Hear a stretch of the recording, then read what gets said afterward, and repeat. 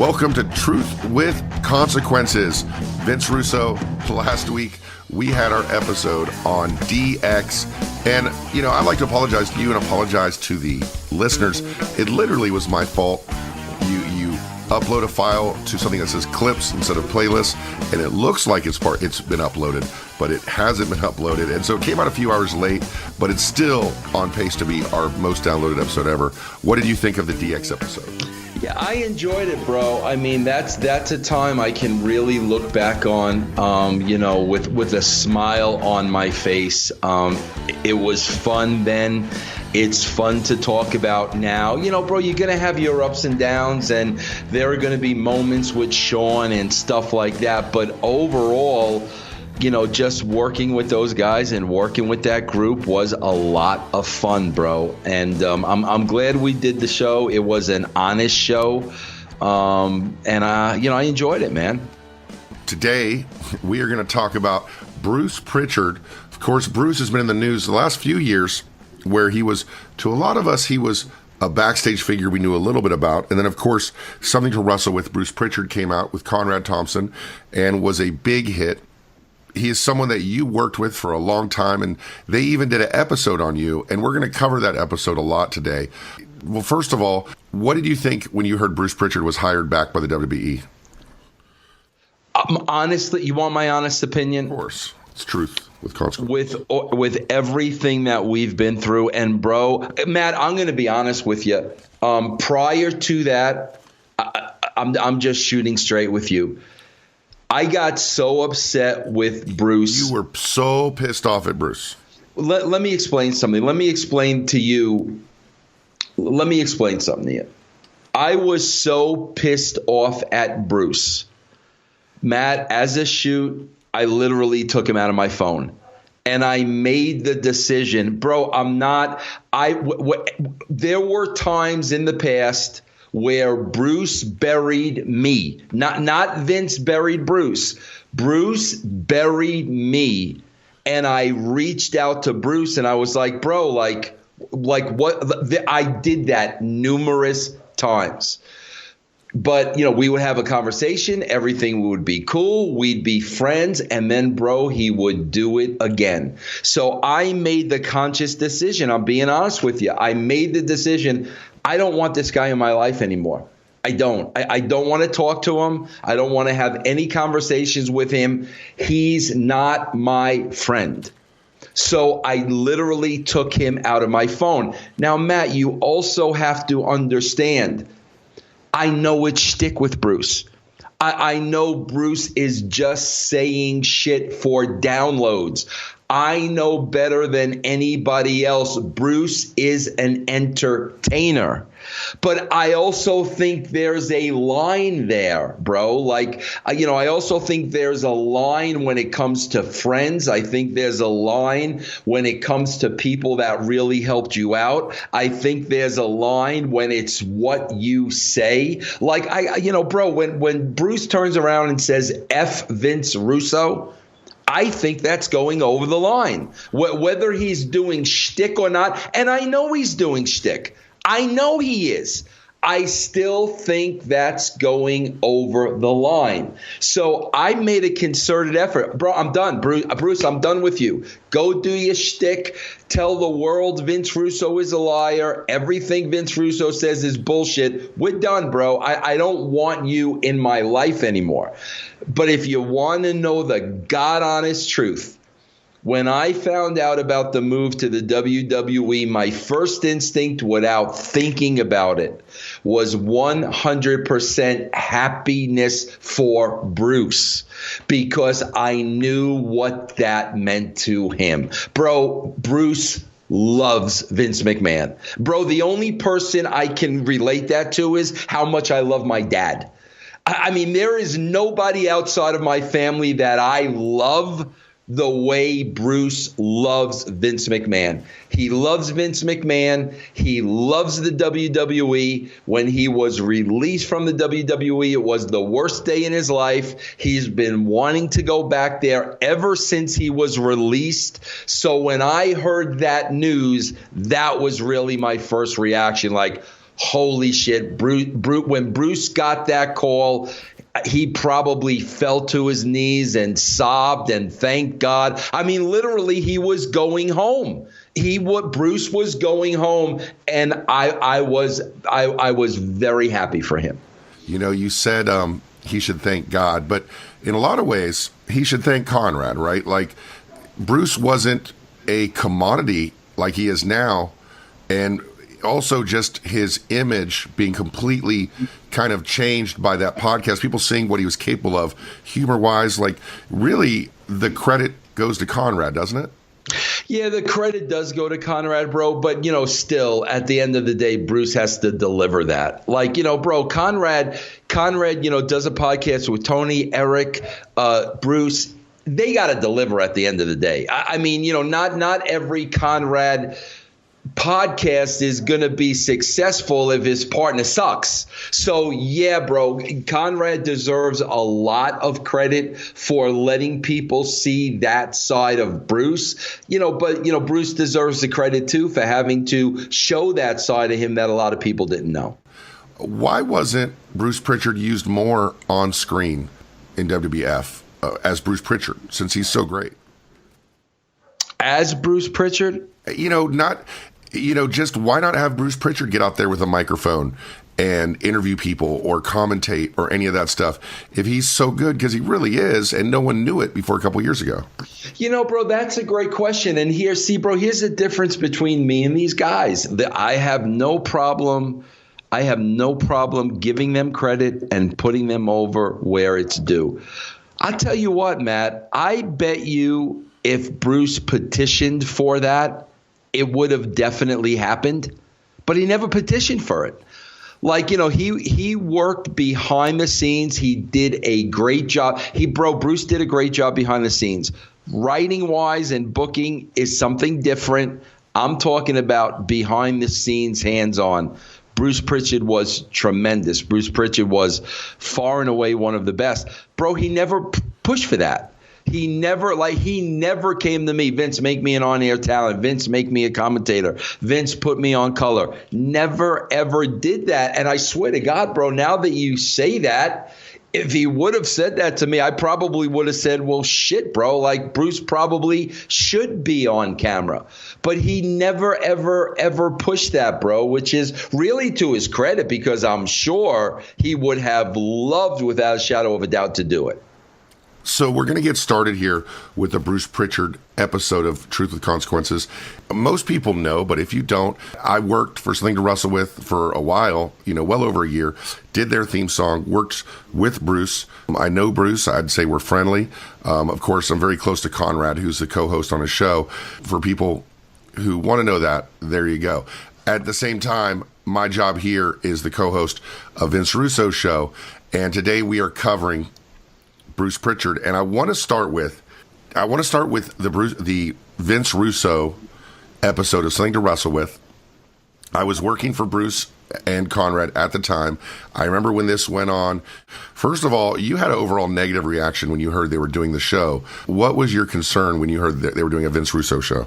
Yeah, I mean, that's the thing. It's like, bro, I know why you're doing it. I know you're doing it for ratings and you want people to listen and you want downloads. I get it. But at the same time, bro, like, I considered Bruce a friend. Bro, it would be the equivalent of me doing a disco show and like ripping disco. Like that's what it would be the equivalent of me doing a Vito show, ripping Vito, me doing a Stevie Richards show, ripping Stevie, a Mike Sanders show, me doing a show about one of my friends and ripping them for entertainment purposes. Me personally, I would not do that. Now, I can't expect people to act like me and do what I would do, but I know me morally, my God, I could never do a show about the Disco Inferno, calling him a liar, he's full of shit, that never happened, this, that, and that. Even if I believed that, for entertainment purposes or not, I just could never do that. So to go through the episode of Something to Wrestle With, the show started with Conrad saying that he always got along with you. By the way, I worked on the show and I edited the show, so I've heard it a few times, but I'm using pwpodcast.com recap, and they do good recaps of podcasts. Vince, would you like a job recapping podcasts? How much would you love doing that? Oh my God, bro. Can you imagine? It's got to be better than watching Raw, though. Takes less time, probably. Yeah, it's got to be better. Matt, can we backtrack for 1 second? Because you got to understand the root of this. You know, I went to school to be a writer. I have a degree in journalism. I wanted to be a writer. You know, bro, everybody's got the dream. I want to be the wrestler. Bro, you know what my dream was? I had a simple dream. I wanted to write a book. I want to walk into a bookstore and there is the Vince Russo's book is in that bookstore with my name on it, and I wrote it. That was my dream, bro. As a writer, that was my dream. I want to be a published author. When I got the opportunity to write my book, bro, it meant everything to me. Like, I swear to God, I didn't want to be a TV writer. That just happened. I wanted to be a published author. So when I got the opportunity to write my first book, Forgiven, bro, it meant the world to me.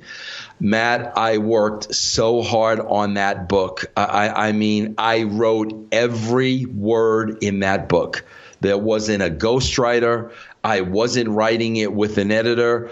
I wrote every single book. And, bro, I can remember as a shoot, I dedicated the book, to my mom, because I knew what that book coming out meant to her.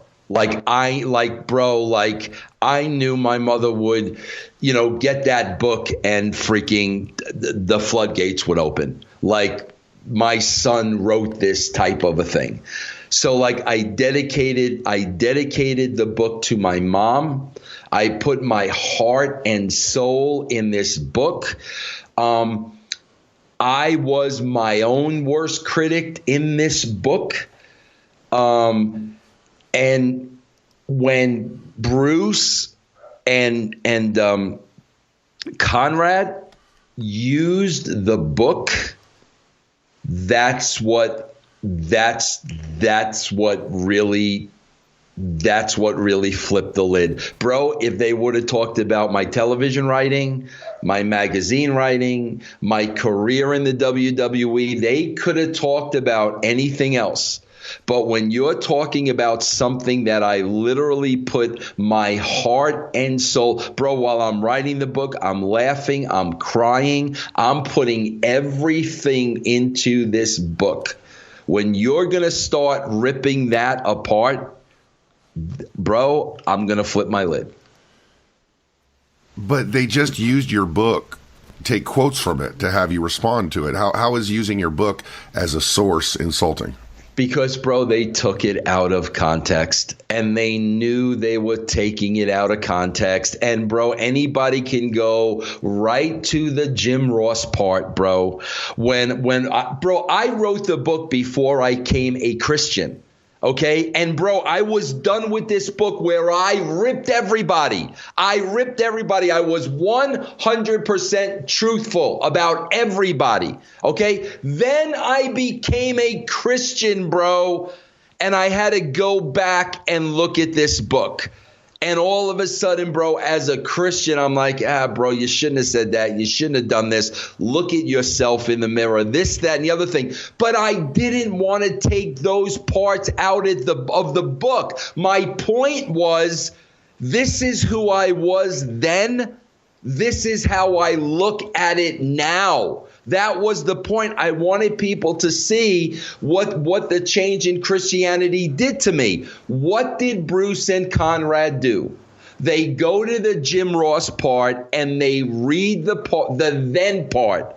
They never read the other side of it when I said, how could I have said those things about Jim? How could I have felt that way? What an asshole I was. They didn't read that part, bro. And they purposely didn't read that part. They knew exactly what they were doing, bro. And like I said, bro, if this isn't a friend, if this is Eric Bischoff doing this, that's fine, bro. I wouldn't expect anything different.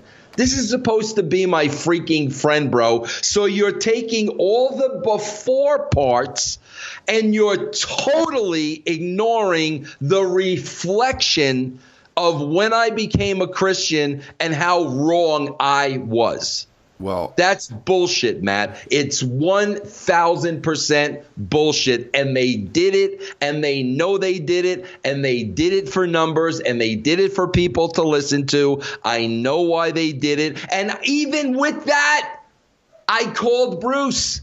I called freaking Bruce. And like, bro, like, really? Like, seriously, bro? But that was the last time I was going to call. I'm not going to go through the exercise over and over again. So the issue with that is you left those parts in. You made a choice to say, okay, I don't feel this way now. So instead of rewriting the book and saying, for instance, I used to think this about Jim Ross, but I've changed my mind, you let those parts in. I didn't want to rewrite the book. I wanted people to see. This is Vince Russo before Christianity. This is Vince Russo after. I purposely left them in. I wanted them to see that. Right. So then you're going to be held accountable for that. You had a choice. If you didn't feel that way, if you didn't want it represented, you shouldn't have left it in. It's definitely wanting it both ways, where you wanted to say, okay, here's the stuff I felt, and it's really going to get, really controversial and outspoken. But hey, I really don't feel that way. So read this other page too. By doing that, you invite people to hold you accountable for that first part. But Matt, that goes with every one of these shows. That goes with every show I do. That goes with everything I write. That goes with everything I tweet. People can sit there and take out what they want. The only way to get around that is to not say anything, not do a show, not say anything publicly. They're going to anything, any show I do, any interview I do, they're going to do exactly that. They're going to take out the parts that work for them. And like I said, bro, if it's an Eric Bischoff, that's fine. This is supposed to be my friend. He knew what he was doing. But it seems a little weird to anybody that you would leave one page. And so just to explain, for those of you who aren't following really, is that Vince did a book. When you felt the need, as the book went along, you had another page clarifying how you felt now and how you felt differently now about it, as opposed to when you first wrote the book. Seeing it through the eyes of your change to Christianity. But my point is that if you left that stuff in the book, then people have every right to hold you accountable for it. I never felt that you putting in this other page going, well, I feel bad about saying this, but leaving that part in. Matt, I'm not saying I shouldn't be held accountable. I left it in the book, bro. I could have easily taken it out of the book. I wanted to be held accountable, but there was a whole other side to it, bro. So like I had no problem being held accountable. I wrote these things, bro. These are my words. I said these things. But now looking back, being retrospective, bro, holy shit, I'm looking at it completely different now. So, bro, I owned those words, but there was a whole other side to it. Matt, listen, we could debate all day. They knew exactly what they were doing. There's no question about it. The parts were right next to each other. Here's what I first wrote about Jim. Here's my retrospective, right there next to each other. They knew exactly what they were doing. And at the end of the day, friends don't do that to friends. So, the fact of the matter is Bruce Prichard was never my friend. I wanted to believe that he was, because I really cared about Bruce. I really cared about his wife. I like Bruce as a human being. And, bro, you fall into this trap in wrestling a lot. You want to believe these people are your friends, but they're not. That being said, they used a few different sources to do their show, including your book. They do a early bio of you, how you got the video store and the John Arezzi thing. There was nothing. I think Bruce already knew the deal with that. We of course straightened all those misconceptions out with our conversation with John Arezzi. Bruce said that you applied to the WWF and you went to work for the magazine, but the editor who was there before you was not a big wrestling fan and wrote more in a Bill Apter type style. When you got put together with him, that's the first time that Bruce met you. Do you remember the first time that you met Bruce Prichard?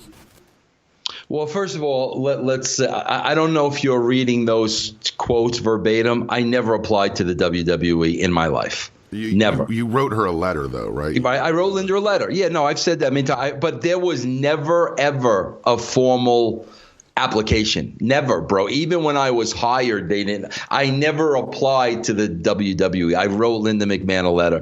The guy he's talking about is Ed Raschuti. He's 100% correct about Ed Raschuti. Ed himself was a character. Ed liked to drink. Ed had great relationships with a lot of the boys. Didn't have a great relationship with Vince, bro. Him and Vince used to butt heads a lot. But Ed Raschuti gave me my first opportunity. I'll never forget him.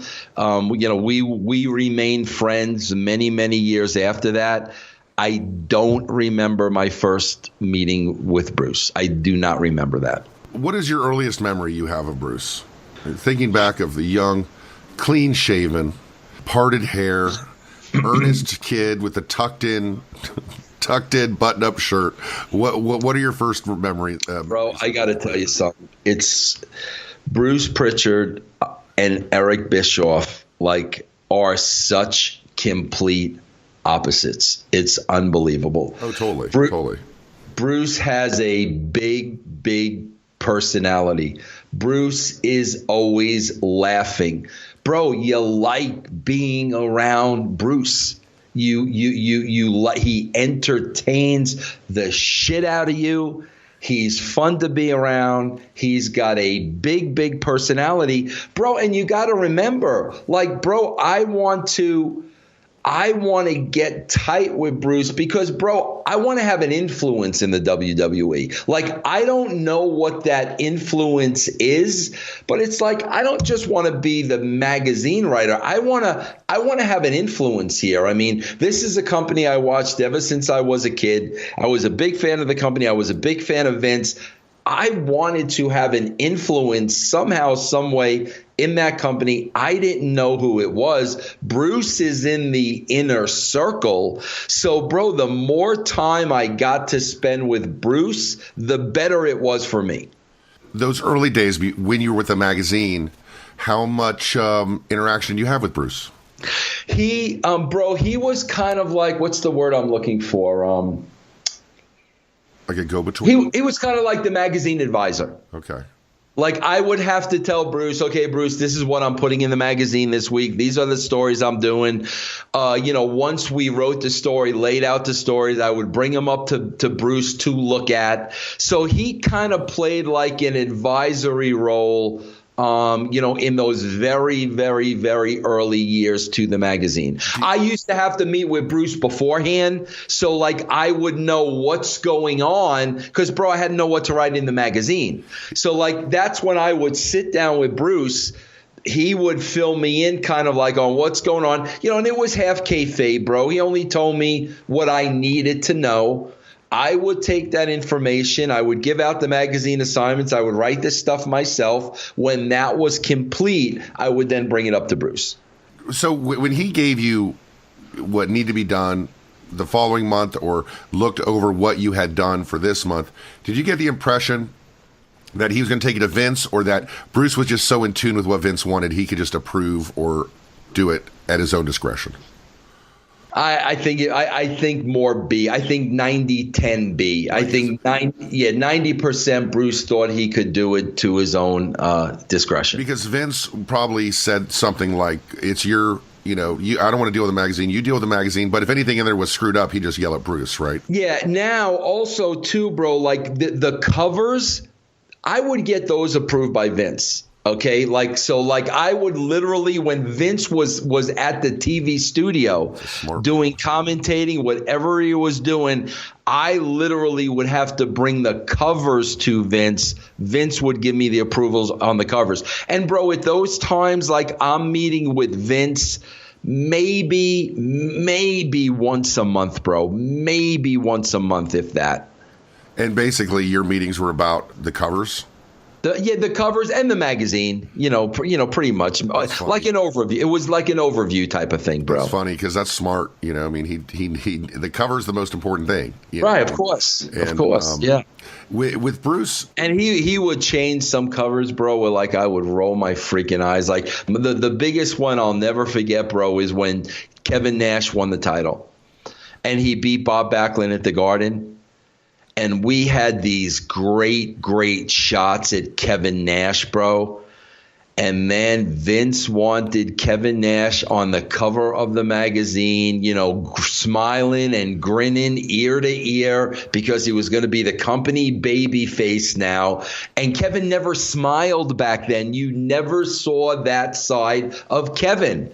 But that's the WWE way. Okay, bro, now he's a baby face. So now we're going to get him in the studio and we're going to take a picture of him grinning from ear to ear like the Cheshire Cat and Alice in Wonderland. And bro, Kevin hated it. That's what Vince wanted. So like, bro, I'm going back now to 94, 95, 25 years ago. And still to this very day, baby faces do this, heels do that. It's the worst thing I've ever seen. I just looked it up. Terrible, bro. So uncomfortable. We have the word Diesel on the side, captures the title. He's standing there, arms folded, belt, golden eagle winged eagle across his shoulder. He's got a very uncomfortable smile. But I'm more interested in your exclusive Chuck Norris interview that you have. Wow, did I have an exclusive Chuck Norris? Man, you know why I don't remember that one, Matt? Let me tell you which one I do remember. Matt, at her peak, at her red hot peak, Matt, I was in a room one-on-one, nobody else in the room, closed door, one-on-one, at her peak with Pamela Anderson, bro. Nice. That's why, like, the Chuck Norris one, I don't remember. Like, I remember Chuck there. I think it was a Survivor Series. I certainly interviewed him. But, I mean, bro, like, the only thing I really remember is Pamela Anderson, bro. That was ridiculous. I had no right being in that room. You're like, have you seen Borat?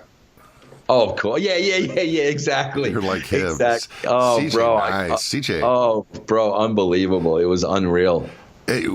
So your interactions with Bruce, he was the guy in the company that you interacted with the most when you were with the magazine. Yeah, definitely. Without a doubt. Yes. Yeah. Without a doubt. Yes. And at this point. Now, again, see, this is where I want to be honest, bro. Like, this is where the rest of it is bullshit. I'm telling you, I wanted to get close to somebody in that inner circle. I wanted to know what was going on.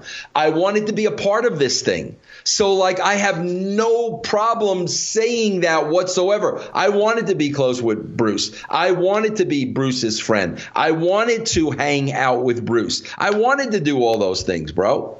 So you're saying it was a very intentional thing to kind of work your way into the circle and work your way into having the influence that you said you've. I don't want to say, Matt, working my way in the circle, because I at that point, Matt, I'm never thinking I could be in the circle. You're talking Bruce, Pat Patterson, J.J. Dillon. That's not what I'm thinking. But you're trying to get yourself into a position of influence somehow. Well, yeah, but also, bro, more than anything else, like knowledge. I'm looking for knowledge. I'm really looking to learn from Bruce. I'm looking for knowledge. Like, bro, whenever I had the opportunity to have a conversation with Pat, I was all over it, bro. Like, anytime I could, Pat was there and I could have a conversation with Pat, I'm really looking for knowledge. Vince, I hate to tell you this, I really do, but you loved wrestling, dude. You really did. Like at that point, bro, when I first got hired, without a shadow of a doubt. I mean, you're an outsider coming in, so you're not Yes. in the bubble, but you loved wrestling, like you, and then you Yes. saw this company, and you're like Yes. a lot of us when we watch Yes. it, we think I can write for this, I can make it better. But you put yourself in position. No. to do Hold that. on. Wait. No, I want to correct you along the way. No, never at the beginning. Bro, when I first, it would be, Matt, you know what it would be like right now, if somebody in upper management called me from the San Francisco Giants and said, Vince, we want you to come work for us. It was the same thing. We're talking about when I first got hired. Right, but wait, I just want to make it clear. There was never the thought in my mind like, oh, bro, I could make this better. I could do this. No, bro, I thought it was great when I first got hired. You said you thought you could influence. You wanted to influence it, though. I wanted to be a part of it. I wanted to be a part of it, bro. I wanted to be a part of it. I guarantee if the Giants called you, right? Right. And they said, okay, we need someone to write up our memos for our catering schedule. And that's your job, right? Right. I know you'd be looking at that starting lineup going, man, I bet I could help out and change it. Well, yeah, no, right now because they suck. But bro, you got to understand something. When I first got hired by the WWE, Matt, it was like, it might have even been 93. I don't know. Bro, they didn't suck yet. Like they weren't at that sucky stage. So like when I got hired by them, I was a fan of the product at that time. I can tell you're getting a little frustrated, and I don't want to go off the rails. And I know that it can be a little frustrating, especially if you're in a hurry or running late to find yourself at a railway crossing waiting for a train. And if the signals are going and the train's not even there yet, you can feel a bit tempted to try and sneak across the tracks. Well, don't, ever.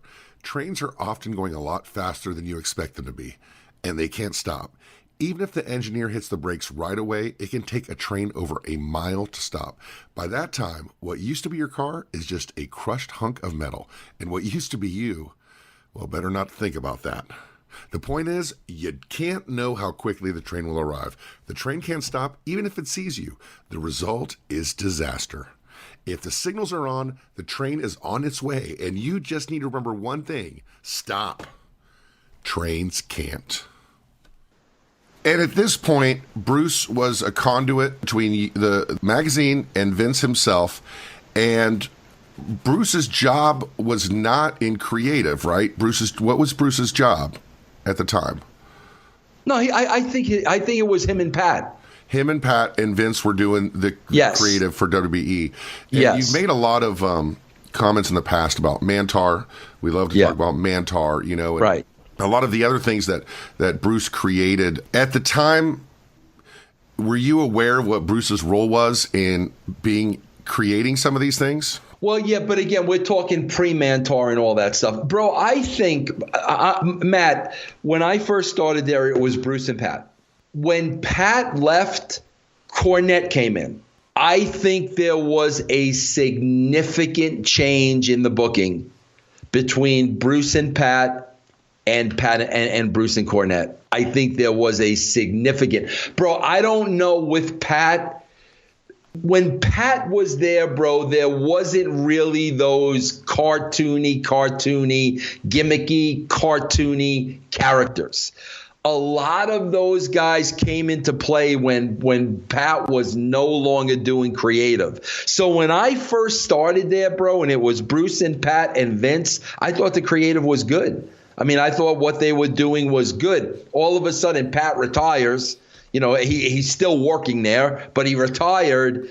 And I think that's when you really started seeing some of these hokey characters. Before you got there, we talked earlier about why he wasn't used on camera more. Even Bruce has kind of maligned this character. Do you remember Rio Rogers? That was me trying to get Bruce back on TV.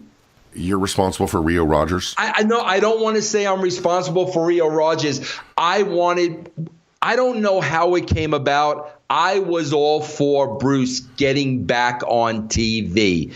I'm not sure how the Rio Rogers character came about. I'm sure that was Bruce. I'm sure that was 100% Bruce. What I'm saying is I was all for getting Bruce on TV. And he's also kind of maligned that because basically it was him doing Dusty. Yeah, it was just him doing Dusty the whole time. Yeah. So as you start moving, getting more and more influential and kind of taking over the magazine, you're watching Bruce and you're watching Pat and Bruce and Vince come up with these ideas. What is your relationship? How does your relationship with Bruce grow before you join creative? What is the extent of your relationship? He really starts taking me under his wing, Matt. Here's how he really started doing it. And Matt, I love this. I love this. It was so much fun. He started taking me out on shoots. He started taking me out when he did vignettes. I remember, bro, in the middle of the night in Connecticut, going to the graveyard and doing something with Taker. They were doing a lot of vignettes back then. And Bruce started taking me under his wing, bringing me to the vignettes with him. I didn't do anything. I didn't say anything. I just went with Bruce. And I watched and I learned and I watched him work and I watched how he worked with the talent. And I loved it, bro. I mean, the producing end of it, bro. I really, really love that. I never asked like, oh, bro, take me on this. No, that was all Bruce. That was his initiative. I'm going to go shoot the Taker. I'm going to go do this. I'm going to go do that. And he would start bringing me along with him on these shoots. It's said that Russo were not happy strictly working for the magazine, and you began approaching Bruce and Pat Patterson to do more. Is that accurate? Yeah, bro, because this is when it really started going south. This is when I saw a change in the product, and I was like, God, bro, like this is – I'm to myself now. I'm not saying this to anybody. Like this is bad. So, yes, that is accurate, yes. In your book, you had some things at this time about not really trusting Bruce. When did you start to not trust Bruce? I know you've talked about on the show about there was something involving creative services where Bruce told you that they didn't want to work with you. They had problems with you. You went to them. They said there was no problem. And you're kind of maybe putting forth the assertion that maybe Bruce was just trying to marginalize you and separate you and keep you. But that didn't come till way later, Matt. That came way later when Bruce wanted the role of talent relations. He petitioned for it. He got it. He was taken out of creative at that point, and I was more or less put in his spot. Things were not working out for him in talent relations. Matt, I don't know what went bad. Something went bad quickly where Vince got him out of that spot. So now he was kind of like a man without a home, and he was trying to get the spot in creative, more or less trying to sabotage me to get his spot in creative. So that came much, much later. Well, it jumps around to something else real quick I want to talk about. There's a story that comes across about you wanting to book a WrestleMania match between O.J. Simpson and Ron Goldman. That is so untrue. Let me just finish it before you. That is so untrue, man. In a match where O.J. would be handcuffed and Goldman could choose a weapon to use, including a gun. First of all, that's the first time I'm ever hearing that.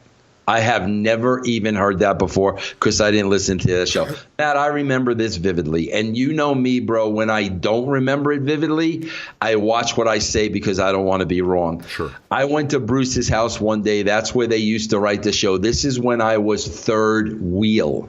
Okay, bro? And Cornette was not there. It was early in the morning. It was just me and Bruce. Bruce told me he had just gotten off the phone with Vince. And they were seriously considering an O.J. Simpson angle, and Roddy Piper was a part of that angle. Bro, keep in mind the O.J. thing had just happened. He was just found like not guilty. I mean, this thing was on fire. And I remember my knee-jerk reaction to Bruce were, bro, like, are you freaking nuts?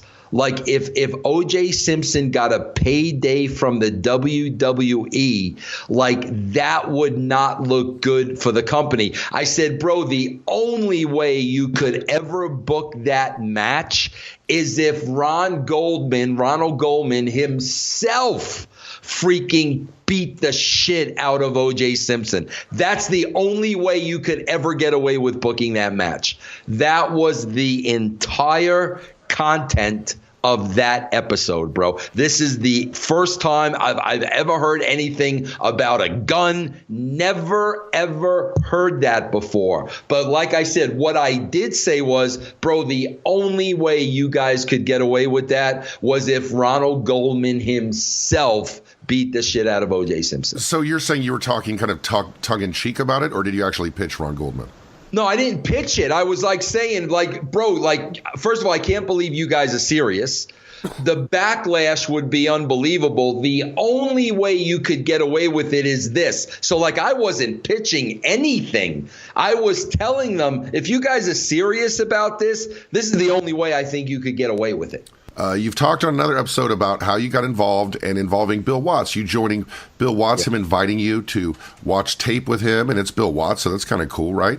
Prichard said that you saw Bill Watts joining the company as an opportunity and buddied up with him.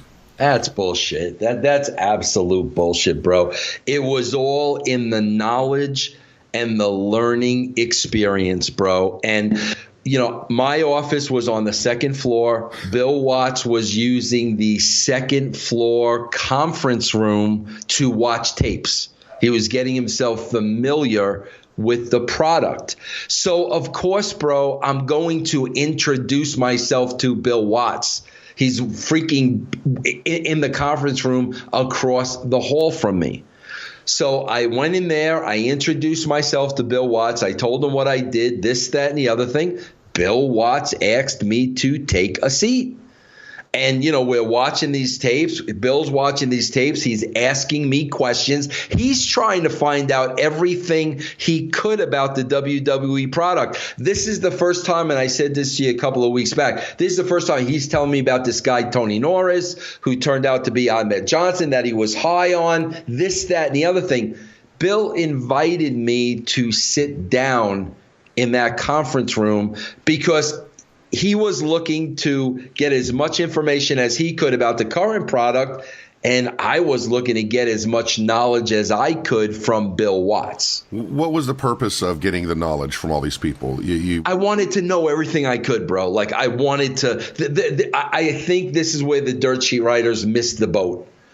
I wanted to learn everything I could about this business. I really wanted to understand it. I wanted to understand every viewpoint. You know, Bruce came from a different era and a different territory. Pat, you know, Canadian, you know, early WWE. Bill Watts came from somewhere completely different. This was all, man, just really, really gathering a knowledge and an understanding. Matt, I swear, if I had a Bible here, my right hand to God, I'm not walking into that office thinking, oh, bro, can you imagine? Oh, I'm going to work Bill Watts. Vince Russo is going to work Bill Watts, and he's going to put me on the creative team. Bro, not even a thought in my freaking mind. Probably not that you're thinking you're going to work Bill Watts or work Bruce Prichard or work anybody. But from what you're saying, it sounds unlikely to me that there wasn't an overall feeling that you had that I want to be part of this. I want to influence it. No, there wasn't, Matt. There wasn't. I would tell you if there was. There wasn't. When Bill Watts turned around and said to me, how would you like to sit in on creative meetings? Bro, like, that totally came out of left field. First of all, bro, like, I didn't even really know what that meant. Never in my wildest dreams am I like that. No, man, I would tell you, but if that was the truth, if I was looking at Bill Watts as an in, I would tell you that. I'm not saying you're looking at Bill Watts as an in. I'm saying you're looking for any way to increase your role in the company. Like, you're not just happy. You're not sitting there going, I'm going to typeset freaking magazines my whole life, right? This is a company you said you love. This company you said you wanted to you said you wanted to influence it. Right. Right. And the reason that you would, whatever you did was something, at least in a small part, to help you reach that goal. Matt, I was looking for as much knowledge as I could attain. Absolutely, without a doubt. I was looking, and freaking Bill Watts. Oh my God, like, are you freaking kidding me? If anybody could teach me anything, it's Bill Watts. But if you think for a second like that was my intention, Matt, I'll tell you what, God honest truth, if Bill Watts was watching tapes on the 4th floor instead of the 2nd floor, that whole thing might have that whole thing would have happened. It would have never happened. He was literally, bro, I could look out my door and see Bill Watts. Now, your creativity at the time started taking place where you created Vic Venom, right, which of course is a character that used, edited profanity in the magazine. What did Bruce think about you starting to kind of be more creative with the magazine? Was he someone who was encouraging you in that endeavor, or not so much? No, neither really, bro. He wasn't putting it over. He wasn't encouraging me. He wasn't telling me not to do it. So, bro, the fact of the matter is, I don't know how much attention he was really paying to that. He probably wasn't paying too much attention to it. What about creating storylines, in the magazine? You creating your own storylines in the magazine. Bruce says that Vince wasn't a fan of this, but maybe they just didn't know, or what? Well, let's think about that for a second. If Vince wasn't a fan of it, how the hell were they making their way in the magazine? Well, maybe because Bruce was approving it and Vince wasn't seeing it. Yeah, I don't know how that worked. I could tell you I was creating my own angles. I thought the angles on television were atrocious.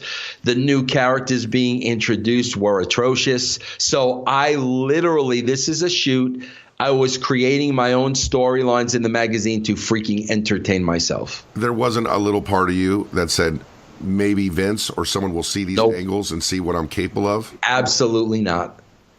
Matt, I would tell you. I tell you everything. Matt, I thought the product sucked at the time. I thought it was freaking horrible. So, I was trying to find a way to keep my own interest.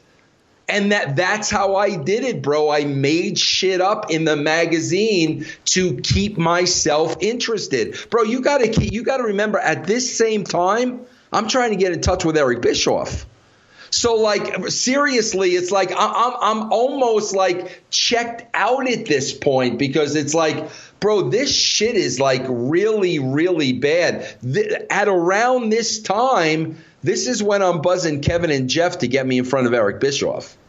They talk about in the podcast, Something to Wrestle With, Bruce Prichard, that you refer to Bruce being a yes man in your book. And Bruce says this is absolutely not true, that Vince would say it's not true, and that he managed to keep his job for so long by not always telling Vince what he wanted to hear.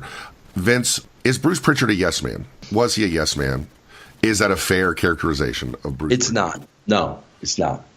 Can I tell you this, Matt? Why do people say that about him? Matt, listen to me for a second. This is going to blow you away. What's today? Today's Thursday? Yeah, I think. I have no idea. Matt, at the beginning of the week, I had a conversation with somebody at the WWE at a higher level. Okay? As of a couple of days ago, this person said to me, I can't believe Bruce Prichard got hired. I don't know how he does it. I was shocked. I was floored. And the last thing the person said to me was, they just want yes men. Vince just wants yes men. My point is, in 2019, Bruce is still getting labeled as a yes man.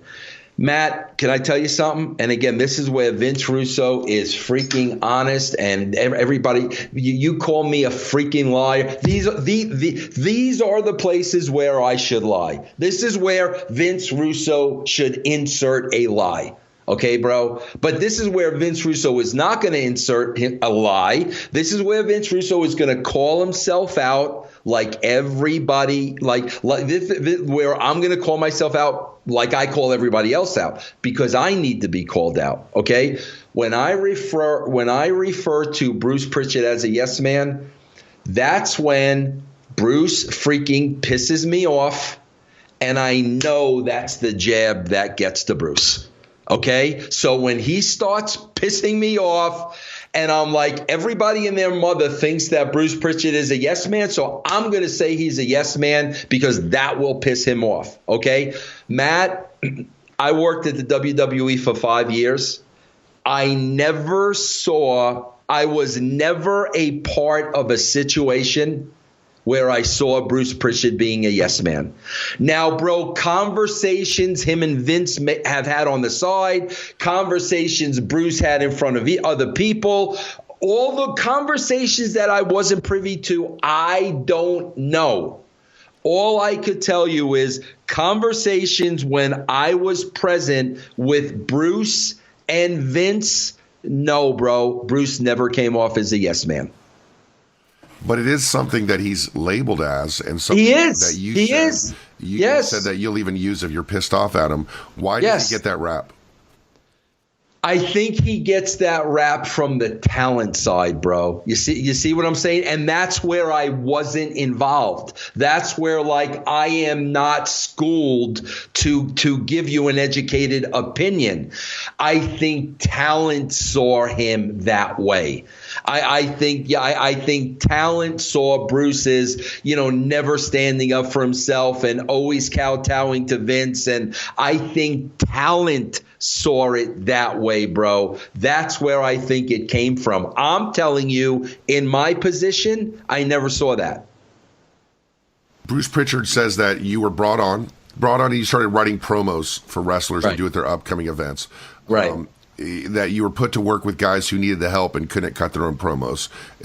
What is that something Bruce would be producing and you would be writing? Is that how that would work? No, well, first of all, that's not true either, bro. I wrote for everybody. I wrote those promos for everybody. So he's half right there. It wasn't at the beginning, though. At the very I wrote for everybody at the beginning, bro. When I went to TV and we're coming to Nassau and we're coming to the Meadowlands and we're coming to the Garden, bro, I wrote from Bret Hart to Doink the Clown. I wrote every single personality. So yes, that is what I did, but it wasn't just for the guys that needed help. Bro, I remember standing there with Bret. I mean, I was writing Bret stuff. I was writing Shawn stuff. And here's the reason why I was writing them, bro, because everyone had to be different.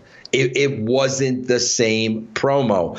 The person working with me during that point in time was Jack Lanza. Bruce had nothing to do with that. I was working exclusively with Jack. It's said by Bruce Prichard that you were paired with Jack Lanza. Yes. And that you were paired with him so that wrestlers would listen to you instead of blowing you off. Is that? Yeah, probably. Yeah, I would definitely agree with that. No doubt. Yes. that makes sense. That's a good backup, right? Yeah, no, absolutely. I would definitely agree with that. And you've talked about on this show, and you've talked about in your book, and you've talked about other times that you were close to Jack Lanza. Yes. When you left the company. But see, now let me stop right there. Now, this is another guy, Matt, knowledge. I want to get the knowledge from Lanza. I'm forever picking Lanza's brain. So, bro, like you see, like it was everybody that I came across. I'm just going to go back to the dirt sheets. That's what they don't understand, bro. My knowledge comes from sitting there with Bruce, picking Bruce's brain, Pat Patterson, Bill Watts, Jack Lanza. I was constant. I was like a student when I was around these people.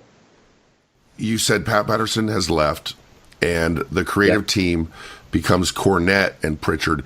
Do you think Cornette influenced Prichard in the sense that, Cornette's got this huge personality. He's very compelling and very persuasive. Do you think maybe he kind of drew Bruce and Vince into kind of an old school way of booking, and that was what changed Bruce's creative direction? Matt, that's really, really, really interesting. And I see, this is the stuff I like diving into, bro, because I've never discussed this stuff before, and I've never looked at this stuff before.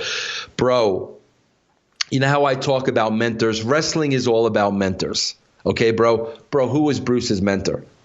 Paul Bosch. Well, but I'm talking about when he was working at the WWE, it was Pat. It was Pat, right. Bro, Bruce cherished the ground that Pat walked on. Bruce loved freaking Pat. Loved him. This was his mentor, bro. Mentor. So, bro, even though Bruce and Pat worked together, bro, Bruce had the utmost respect for Pat. Bruce followed Pat's lead. Okay, Bruce was very, very respectful when it came to that. Bro, I think when Pat is taken out of that spot, I don't know what Bruce's confidence is at that point. You know what I'm saying, bro? I'm sure Bruce is thriving on the opportunity that now he's the guy and now, like, it's me. But I'm also sure there's a part of him where, like, Pat isn't there anymore and Pat's the old master. And there may be that little question in confidence, like, can I do this? So then all of a sudden, bro, you've got Cornette slide in. And, bro, there's two things about Jim Cornette. He's a very fast talker and he's always right. Like, he's always freaking right. He's never wrong. So if there's a little lack of confidence on Bruce's part, he was never the guy before. Now he's 100% in charge. You got this fast talker who's always right and never wrong. When you look at those two meshing, could Cornette have had a great influence on Bruce? Absolutely. I mean, Cornette's compelling. He's likable, and he's persuasive, and he's intelligent and confident in a way that maybe Bruce Prichard wasn't at the time. Definitely more confident than Bruce was at that time. Definitely, bro. No doubt. I mean, Bruce today is a very confident person. Oh, yeah, and he should be. 23 years ago, 25 years ago, he might not have been. Yeah. And bro, I could be totally wrong about that. Like that's my perception and my insight, knowing I could be totally off about that. This leads to what I think may have presented a change in your relationship that never really recovered from. It said in your book that fake Razor and fake Diesel were kind of a tipping point for you, where you said this is the worst thing ever. Pathetic. And who was responsible for that? Those guys. No, but so those guys meaning Cornette and Prichard? Yeah. See, bro, and this is where, like, the yes man thing kind of comes in. Because, bro, I got to be honest with you. If that derivative came from Vince, if I'm writing, I am doing everything in my power to talk him out of it. I literally am saying, Vince, like, you can't do this. Like, there is I'm doing everything in my power. Now, I don't know what Bruce and Cornette are saying.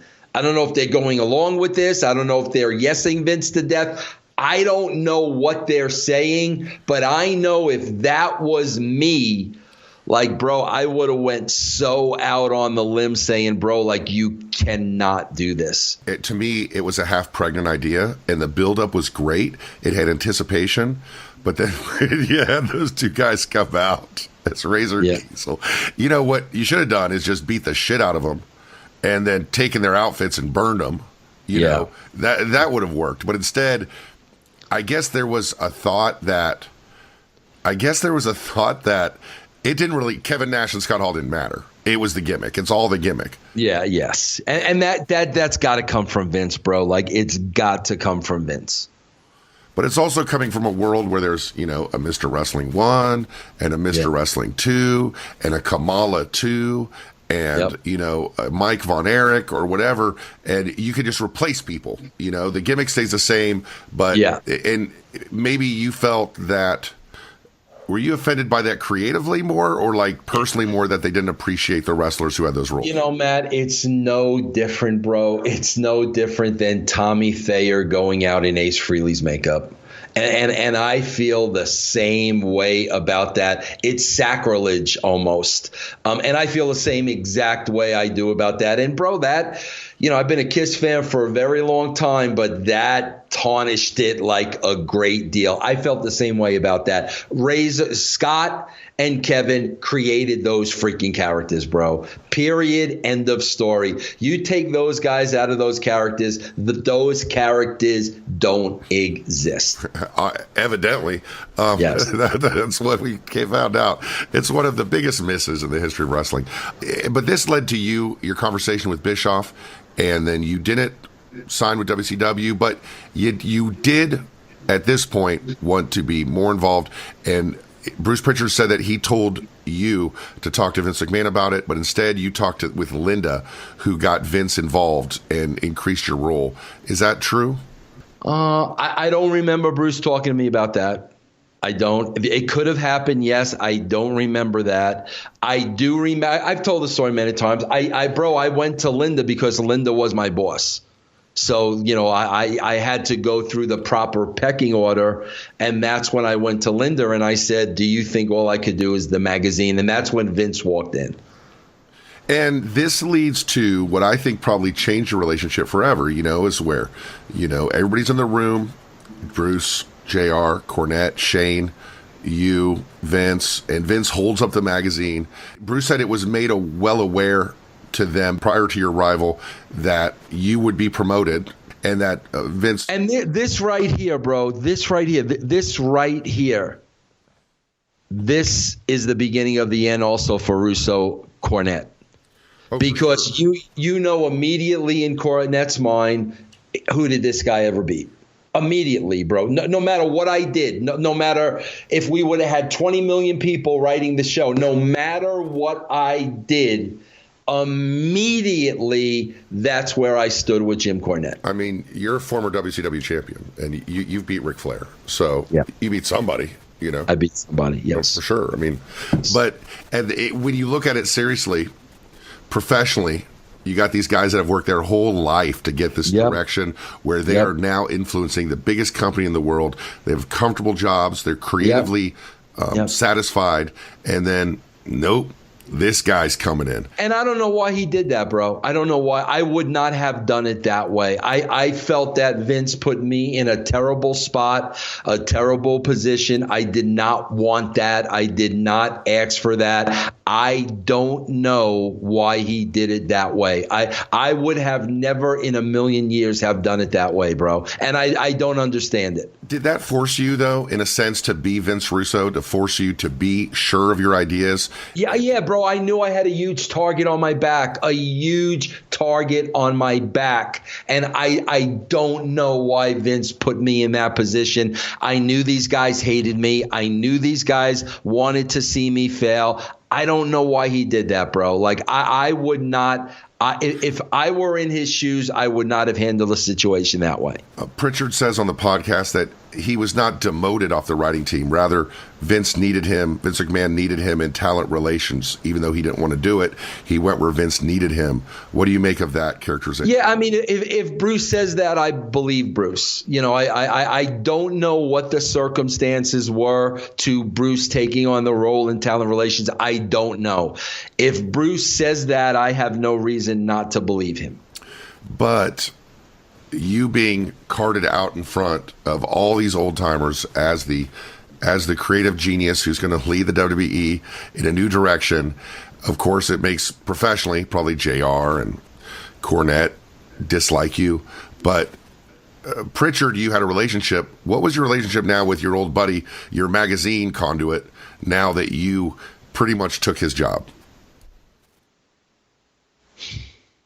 Because it was Vince Cornette and Prichard, and now it's Vince Cornette and Russo, and by his own admission, Prichard went to a job that he didn't want, and he went because he was told to go there.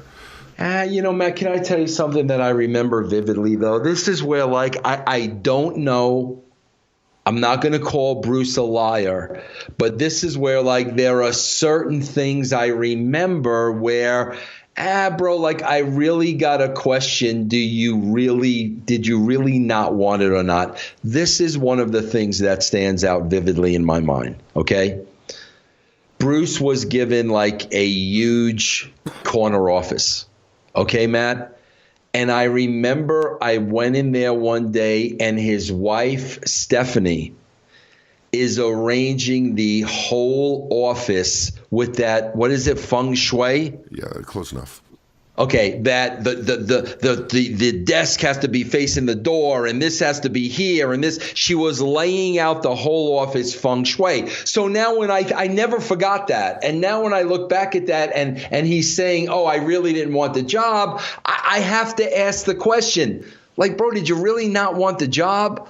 Like, you're in there, you're in a huge office, your wife is there, she's setting it up, feng shui. I remember that vividly, and I'm like, I mean, did you really hate it? You know what I mean, bro? I don't know. Maybe he did, bro. But like, I look back at something like that and I'm like, you know, bro, talent relations is a pretty big deal. Second from Vince, it's probably the most important role in the company. Like, bro, did you really not want that role? Maybe he just had a great attitude about it. Maybe he didn't want it, but once he accepted it, he saw the office, he wanted to make the best. And then looking in retrospect now, I believe he has said it wasn't a good fit. You have said it wasn't a good fit. Looking back on it now, he just looks at the whole thing as something he didn't like. But maybe there was a moment he was excited about putting the suit and tie on. Yep, maybe. Yep. What do you think? You think it's just you think he's just saying that now to save face because it didn't work out for him? Matt, can I tell you something? Like, this is the difference I found with myself and a lot of my peers. Okay? And Matt, I've told this story before, and I was in a very similar situation.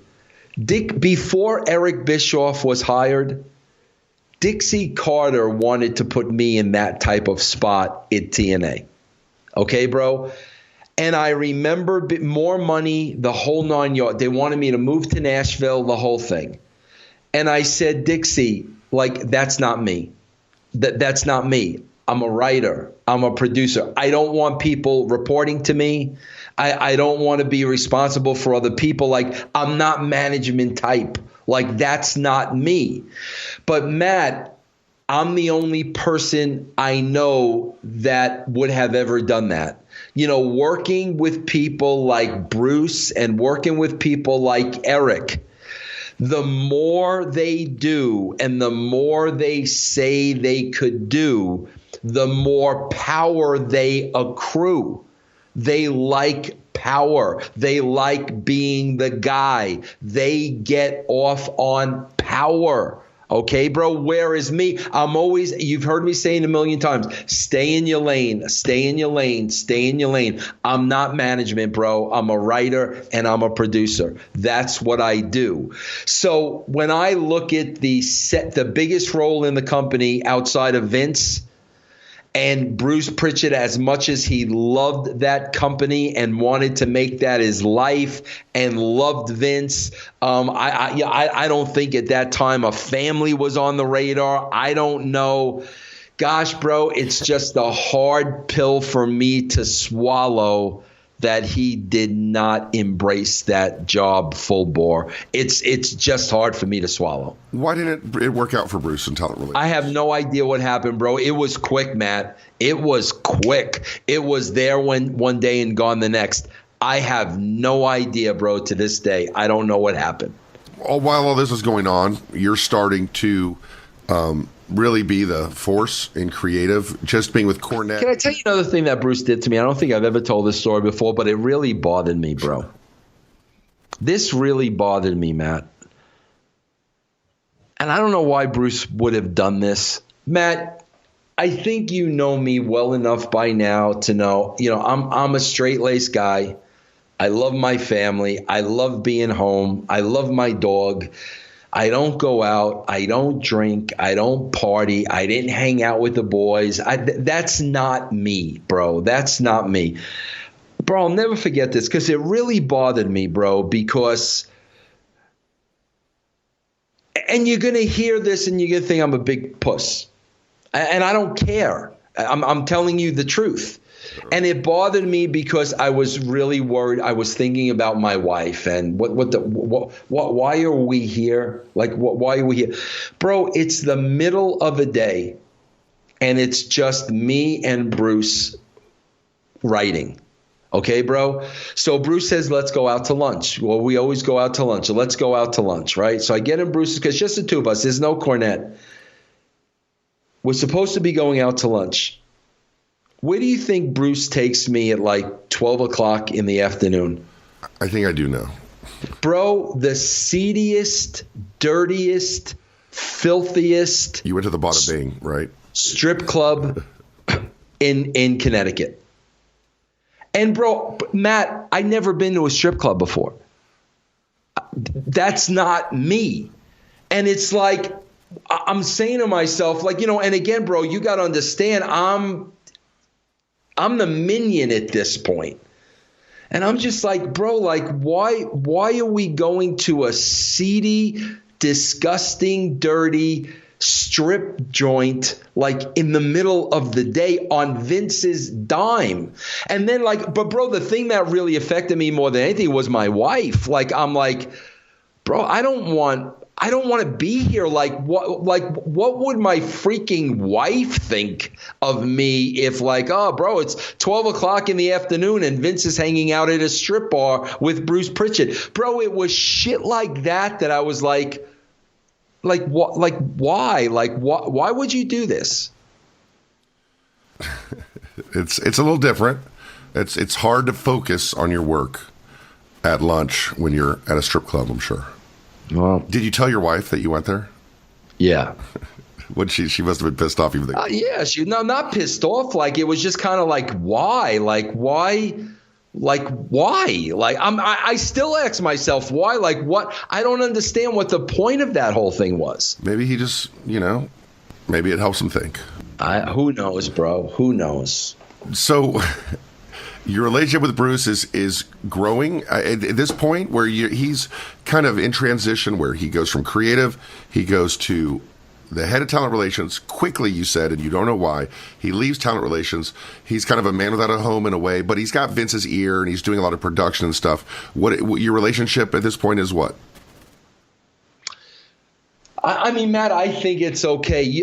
Bro, I'm full 100% in my job now. Like I mean, I got tunnel vision and Vince put me in this spot and I know people want me to fail and I know people are gunning for me and I know people hate me and I'm so focused. I'm so focused in at on the job at this point that I'm really not paying attention to what's going on around me. But in the company, is he one of your friends? Is he one of your better friends in the company still? Because you go back further with him than most?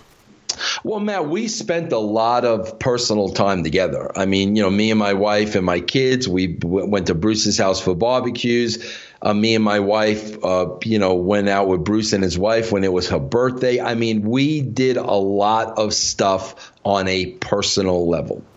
I didn't go out with anybody else in the company. So was he your best friend? No. But he's your best friend in the company.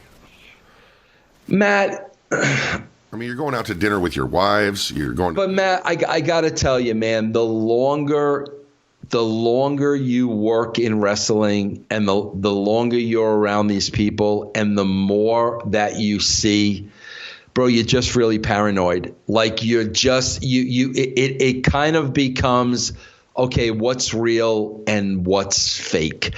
I never felt like Bruce was a best friend. Like, bro, I've had best friends. It wasn't that. I never felt like Bruce was a best friend. I was closest with him than anybody else in the company. But there was always just that something there where I would have never in a million years says, oh, here's Bruce Prichard. He's my best friend. That would have never happened. Bruce is now kind of got the ear of, like I said, he's got the ear of Vince still. He's still producing stuff. You're still the head of creative. It's said here that Vince McMahon asked Bruce Prichard to talk to you, to bring you down to earth a little bit as you were becoming cocky in your role as head writer and you're turning people off. And you interpreted this in your book as Bruce making a move to get his spot back in creative. Can you tell me about that a little bit? I have no. I mean, tell me what I was being cocky about, bro. Like that's such bullshit, bro. That is absolute bullshit. And bro, here's why that's bullshit. Because if Vince would have endorsed me at that point, and I'm in front of all those people, and I'm now representing Vince is going to have that talk with me, bro, not freaking Bruce Prichard. If Vince went out on the limb for me like that, and all of a sudden I'm being cocky and I'm being this and I'm being that, trust me, bro, I would have got a call up to Vince's office, and it would have been a freaking chewing out. Why in God's name would Vince have gone to Bruce Prichard? Bro, in my opinion, that is 1,000% bullshit, because I remember when Bruce came to me. And, bro, I was so slapped across the face because everything he was saying to me was so completely 1,000% untrue. Without a shadow of a doubt, it was untrue. Such as? And him telling me, oh, you're Debbie Bonanzio in creative services, saying you're hard to work with. Bro, I had a great relationship with Debbie Bonanzio. I had a great relationship, bro, when I was just editor of the magazine. She worked in the office right next to me. I stayed in the same office when I became writer of the magazine. Our relationship did not change whatsoever. So, of course, bro, I immediately go to Debbie Bonanzio. And I said, Debbie, if I owe you an apology, like, I'm real sorry, but I didn't know that. And she was like, what are you talking about? And I said, Bruce Prichard just came to me and basically said that you told him. She goes, Vince, I never had a conversation with Bruce Prichard about you. Like, that never happened. So with that, bro, that's when I went to Vince. And Vince would have said something to me right then and there. He would have said, Vince, you are acting like you have a chip on your shoulder. You have changed. You are being arrogant. Vince would have said that right then and there. But I said to him, Vince, this is what happened. Bruce came to me. He said, Debbie Bonanzio says I'm hard to work with, yada, yada, yada. Totally caught me from left field. I've never had an issue with Debbie. I went to Debbie, had a conversation with her. She said that conversation never took place. I said, Vince, I'm not good at these games. I said, I don't know if this is a Bruce Prichard political play. I don't know what this is. All I'm telling you is I'm not good at this. And I said to him, bro, if you want Bruce to write with Bruce.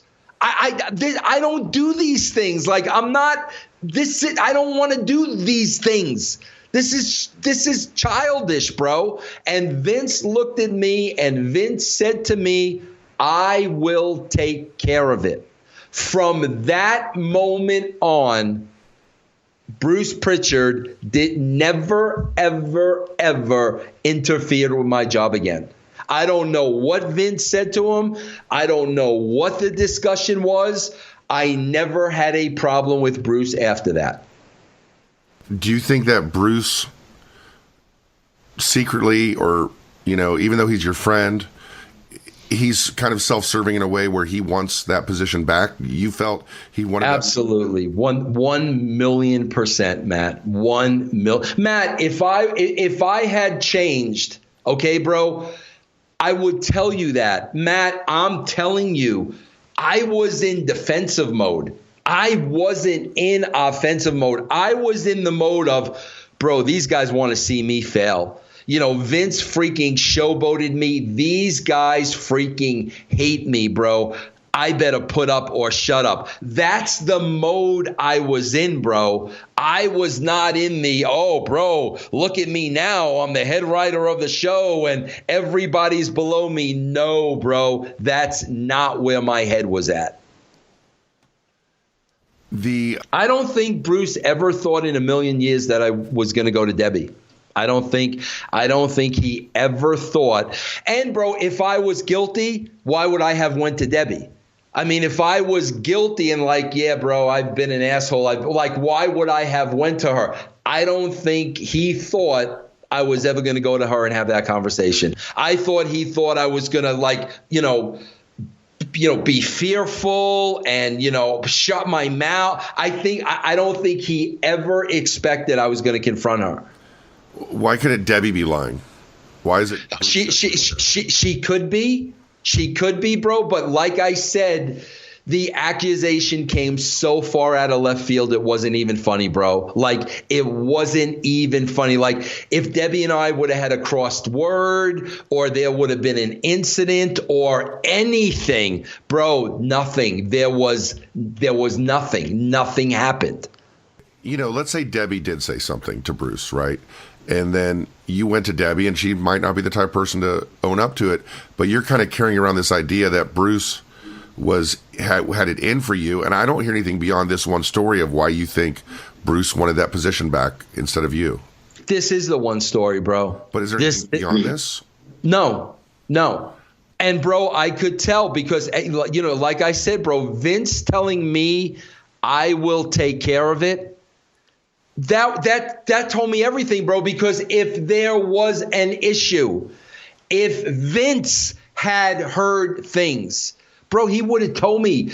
Bro, I mean, like, are you kidding me? I was this, 34-year-old freaking kid that Vince was given this grandiose opportunity to. Bro, if I would have been effing up that opportunity because of my attitude, bro, he would have been all over me, bro, without a shadow of a doubt.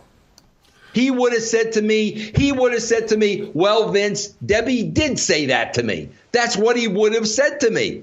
But what he said to me was he listened. Okay, I'll take care of it. The problem went away. Ratings are through the roof. Everything seems to be working. What is Bruce's position in the company at the time, and what were your interactions like? Bro, I mean, bro, I don't know what he's doing. I don't know what Bruce's job description is. I don't know what his title is. I don't know his conversations with Vince. I don't know their relationship. Bro, I'm knee deep in the creative, man. Like, I'm knee deep. Bro, for a while I was doing it by myself. And then after that, bro, it was me and Ed. And I mean, it was me and Ed 24/7. So, bro, I'll be honest with you. Once I never had another issue with Bruce after that when I went to Vince. I mean, I saw him at TV. I don't know what his real function was. I know when I was at TV, bro, a lot of times we'd have 30 freaking vignettes, and we'd have special ones that, like, I asked Bruce to go do, and Bruce, because you had to leave the premise. I couldn't leave the premise, bro. We had too much work to do on site, so there were a couple of things off site that I remember. I could really remember two. I'm sure there was more where, like, Bruce, can you please, go do this because I can't leave, and he would go do it and do a phenomenal job. There's so much to go over here, but I just want to, bro, if I was a different person, I got to tell you something. Here's what makes it so difficult for me. Sure. Ed Ferrara wants nothing to do with wrestling. Okay, Ed Ferrara is a teacher. He's been teaching for quite some time. He don't want to have anything to do with wrestling, bro. He doesn't go online. He won't do a podcast. He won't do a show. It was something he wants to forget. Okay, bro? I have to respect that. Okay, bro? Bro, and that's why I have no backup. I mean, Ed Ferrara went through all this shit with me. Everything that I'm telling you and every story I'm telling you could be backed up without a shadow of a doubt from Ed Ferrara, who was there. The fact of the matter is, He doesn't want to have anything to do with the wrestling business. I understand that, and I honor that. And that's why I'm always out here on my own. But, bro, there's a guy out there that could, corroborate every single thing that I say. But I don't blame him for not wanting anything to do with wrestling. So that's why, okay, bro, I'm out here on my own. Of course, I've invited him personally, and you've talked to him. Ed Ferrara is not interested. But, I mean, if anything you say is not true that Ed can dismiss, be glad to hear or have a different viewpoint on. Of course, always have an open door for Ed. But I even personally asked him if he would do one episode with us, and he is out. Yep. Let's get to the Jim Ross stuff. Once again, I don't understand personally how you can keep it in your book and not want, and be upset they don't put the other stuff in the book. If they say all the negative stuff you said about Jim Ross, that they're obliged to put in the newer thoughts on Jim Ross, but you feel like by just putting in the criticisms and not putting in the compliments. Matt, I would expect that from Meltzer, Keller, Shera, the other guy with the bags under his eyes, Mitchell. I would expect that from them. I have a relationship with Bruce. Let me put it to you this way. I would never do that to Bruce. I would never do that to Bruce. So I wouldn't expect Bruce to do that to me. Now, if somebody wants to make me look bad and they want to paint me in a bad light, like I said, all those dirt sheet writers I mentioned, Eric Bischoff would do that, okay? And I would understand it. I had a relationship with Bruce, bro. Like, I would have never done that to him. And the quotes that were made that they talked about, that you said that Jim Ross was out of his league as the head of talent relations. You also claimed that JR would not make time for lower card talent. Even though you said some good things about JR, would you still stand by those two things? No, especially looking back now. I would stand by the lower card talent. I would definitely. And bro, that's business. Jim Ross is going to cater to the guys that are making the WWE money. That's business. So I would stand by that. As far as out of his league for talent relations, bro, look at the mess they have now.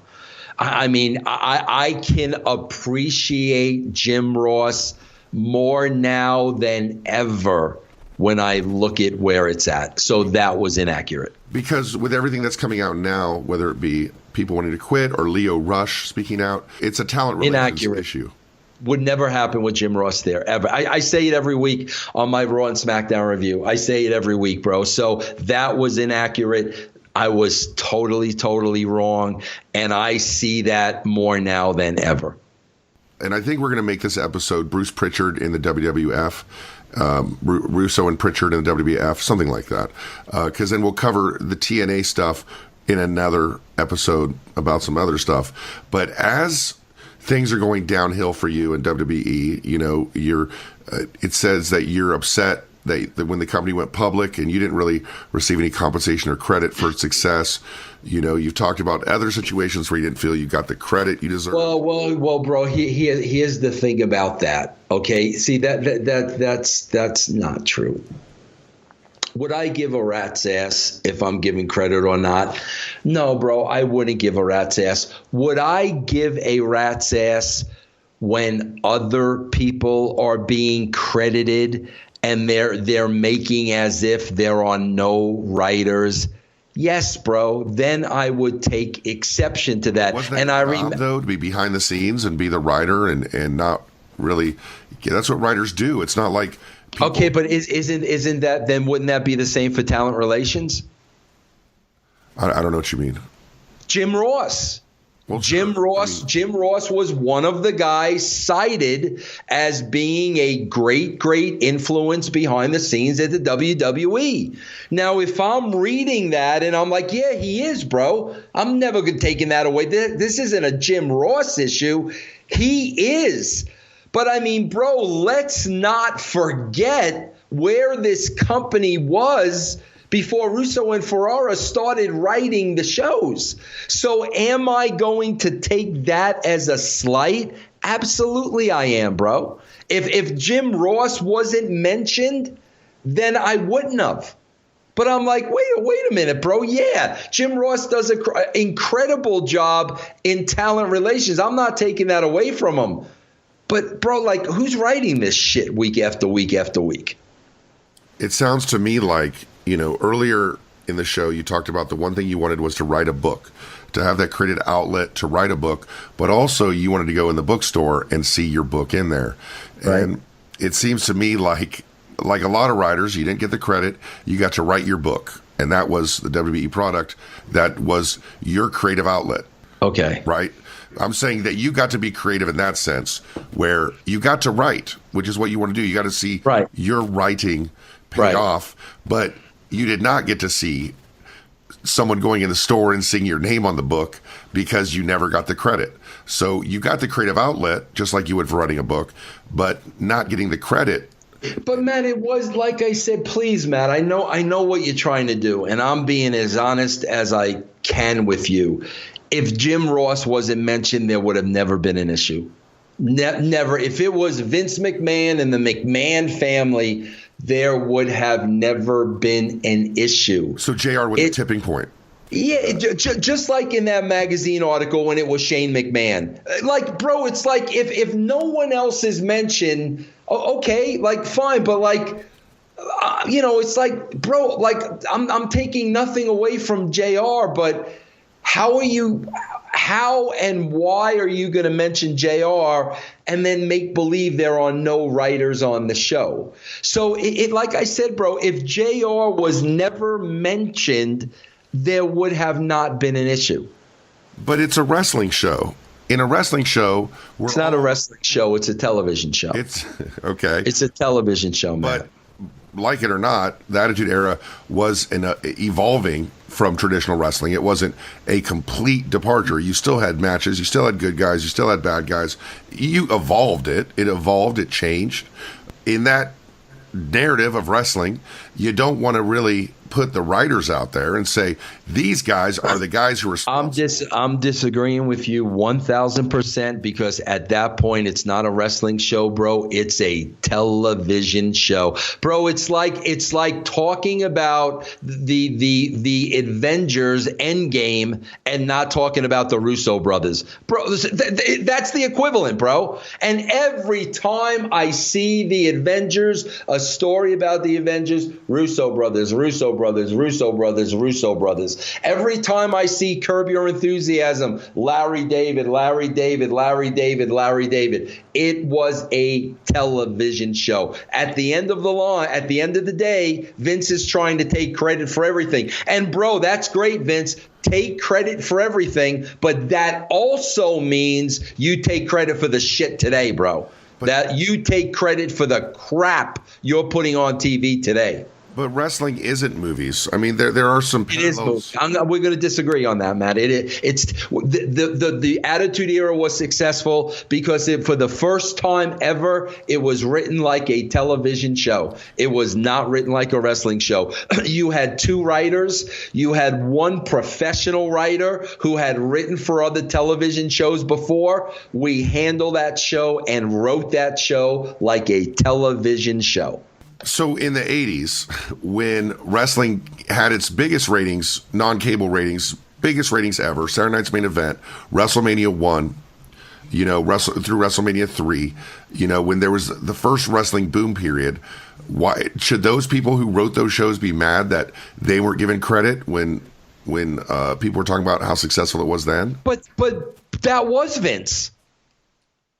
That was Vince, and he did get credit. And he did get credit. Not that as a was writer, Vince. not creating these characters that we're supposed to believe. Yeah, but bro, he was on the cover of Sports Illustrated with those characters. What does that mean? It didn't say it had Hulk Hogan on the cover. It didn't say George Scott or whoever wrote this great angle about Roddy Piper and Hulk Hogan. I'm just saying, considering you went to work in the wrestling industry, it's a little understandable that they didn't want to go. And here are the writers who wrote Stone Cold Steve Austin being upset at his boss. By the way, Steve Austin is really Steve Williams. I never said anything about saying we are the writers. All I said is, bro, if you're going to give credit to Jim Ross, then let's give credit to let's give credit to creative people behind the scenes. Why was that important? Because it was clear at that point that Vince McMahon wanted to take 100% credit. And my point is, bro, if you want to take 100% credit, that's fine. Then take 100% credit for everything. Don't be putting over who you choose to put over, but the other people you're not going to acknowledge. You're either taking 100% credit for everything or you're giving the proper people credit. That's how I looked at it. And like I said, bro, if Ross was never brought up and Vince McMahon was taking credit for the whole shebang, then okay, bro. But if you're going to start picking and choosing who I'm going to give credit to, well, obviously, bro, you're not giving credit to me and Ed because you want to own this as your own. And like I said, the proof's in the pudding today. Okay, bro, you're in charge of creative. You're in charge of creative then. You're in charge of creative now. What happened, bro? What happened? But Vince isn't blaming the writers, though. I mean, it's not. People blame the company. They say the company's not doing good. The company isn't great. No, people aren't watching the company. That's people who don't know. So it's important to the people that do know? Like, I don't know. Why wouldn't it? I mean, you're saying that Vince, he does take credit. He does take the responsibility of the failure. You know, he does say, you know, he does have to go up in front of the board of directors. He does have to go in front of the shareholders and explain it. He's not singling out a writer and saying this writer sucks. So, you know, that's why we're doing bad. Just like he didn't single you out and say the writing's great. I'm just saying it from his viewpoint. From his viewpoint, he hires and fires the guy. Bro, he makes a decision. Matt, do you know what's on the TV? Matt, do you know when I left the WWE, okay, because of the fault of Vince McMahon and nobody else, because Vince made it clear to me, I don't give a shit about you and I don't give a shit about your family. He made that crystal clear. And I think there are a lot of people today finding that out. When you read every day, you read the Sasha Banks story every freaking day. You read the Luke Harper story. People get that pretty quick, bro. You're a pawn in his effing game, and he will replace you. And if you don't like it, he will make your life miserable. Okay? People will stand in line out the door telling you that story about Vince McMahon. But the fact of the matter is, when I left, because of him and because of what he said, there was a company-wide meeting, and somebody who didn't know any better said, who's Vince Russo, and why am I hearing so much about Vince Russo, and why did he leave this company? You know what Vince McMahon said? What's that? Vince Russo was a television, what was an electronics salesman that I gave an opportunity to. You know, bro, you know what? That's Bush. That really shows what kind of a man you are and what kind of an individual you are and how immature you are and what a glory hound you are and what an egomaniac you are when a guy who arguably helped you make your company public, you still can't put him over. I'm sitting here all day in this interview, and I'm putting over people that freaking burned me and people that did me wrong, and I could still sit here and I could still put them over for their qualities and what they did and what they attributed. For him to stand there and say, oh, yeah, well, he was an electronic salesman that I gave an opportunity today. You know what, bro? There's such a thing as karma.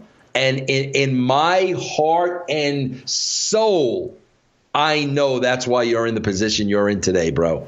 What? Because you never you never put anybody over. You never thanked anybody else. You never gave Kevin Dunn credit. You never gave Jim Ross credit. You never gave Jim Johnson credit. You never gave Bruce Prichard credit. The list goes on and on and on. I have never heard Vince McMahon give one single person behind the scenes credit for helping what they did in that company. I worked with great producers. Chris Chambers, never given credit. David Zahadi, never given credit. Never once, bro, has that guy ever given credit to anybody. And you know what, bro? That shit's gonna come back to bite you in the ass. Welcome 2019. But you're the one who's offended by it. Like a lot of those guys. Bro, do you think they're not offended? Come on, bro. Bro, there would not – WWE would not have existed without Kevin Dunn. Period. And you think Jim Johnson wasn't offended, bro? Jim Johnson wasn't offended with everything he gave to that company and the way he was let go. You freaking interviewed him, Matt. Bruce Prichard wasn't offended when he got let go from that company, 20, 25 years of service, because Stephanie could not have anybody better than her challenging her. You think these people weren't offended? I'm the only one who says anything about it because I'm not looking for a freaking job. Well, they just knew the deal. You know, I mean, after a while, you kind of go, well, this is the way the job's going to be. And for you think Jim Johnson knew that deal, bro? I think he did. I don't think he had no problem with anything except the way he was let go. He knew that was his job. He knew it was to stay behind the scenes, to create the music. He didn't care about the credit. He wanted the money. You know, he wanted his publishing, and he got it. But he was more... He's like you. He was more offended by creative things. Like Jim Johnston was so pissed off that Triple H changed one lyric in his song without telling him.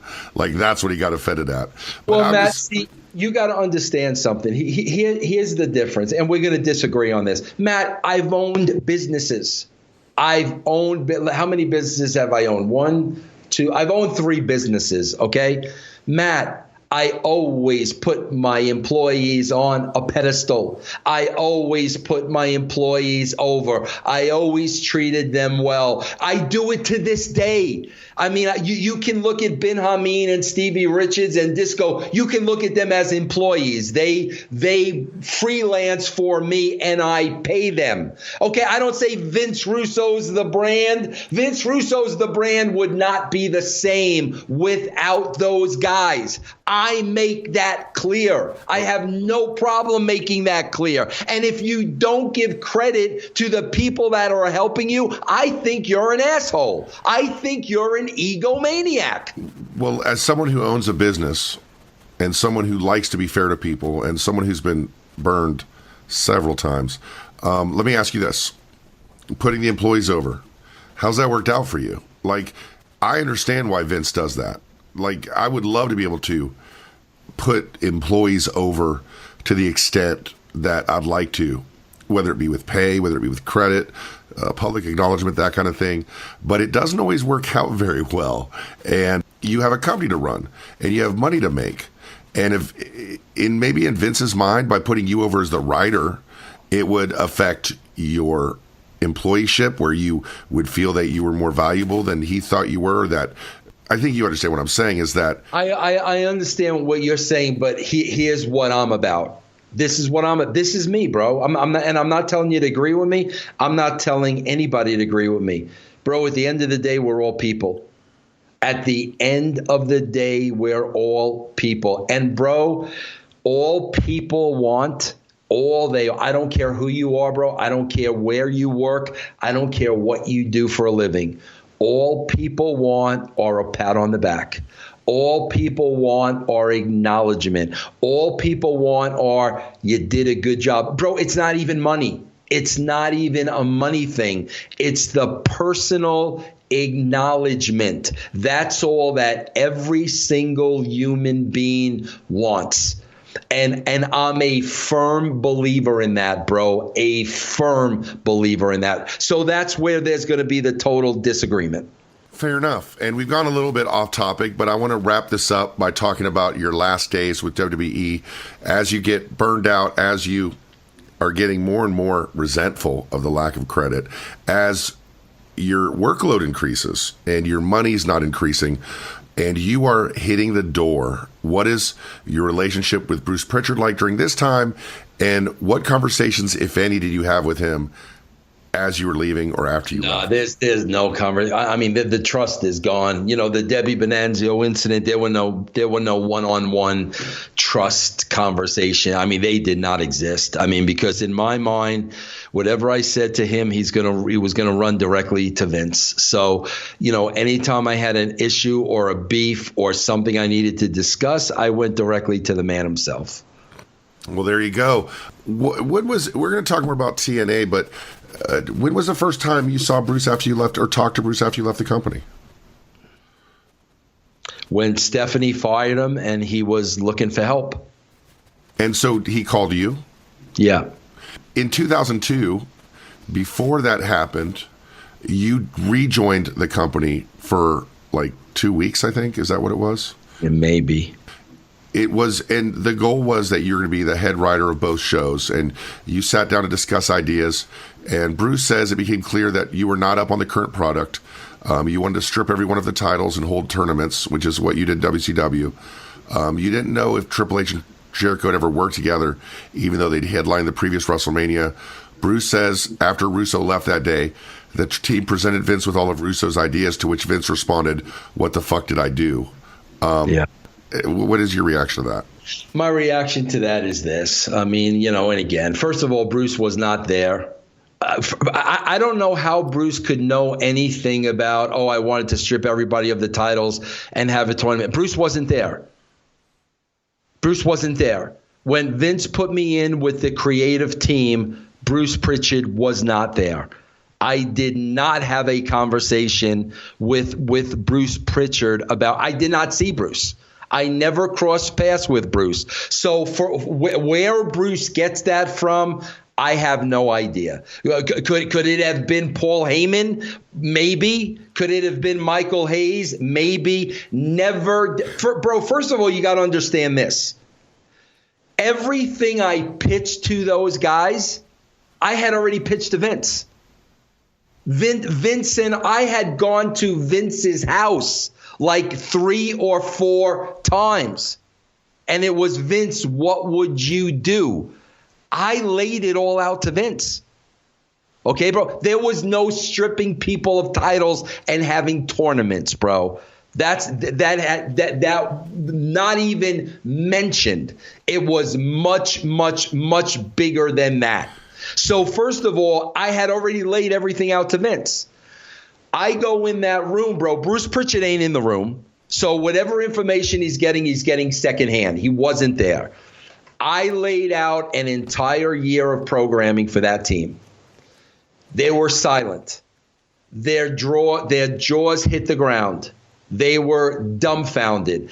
And it became pretty evident to everybody in that room, well, if Vince McMahon hires this guy, there's no need for us.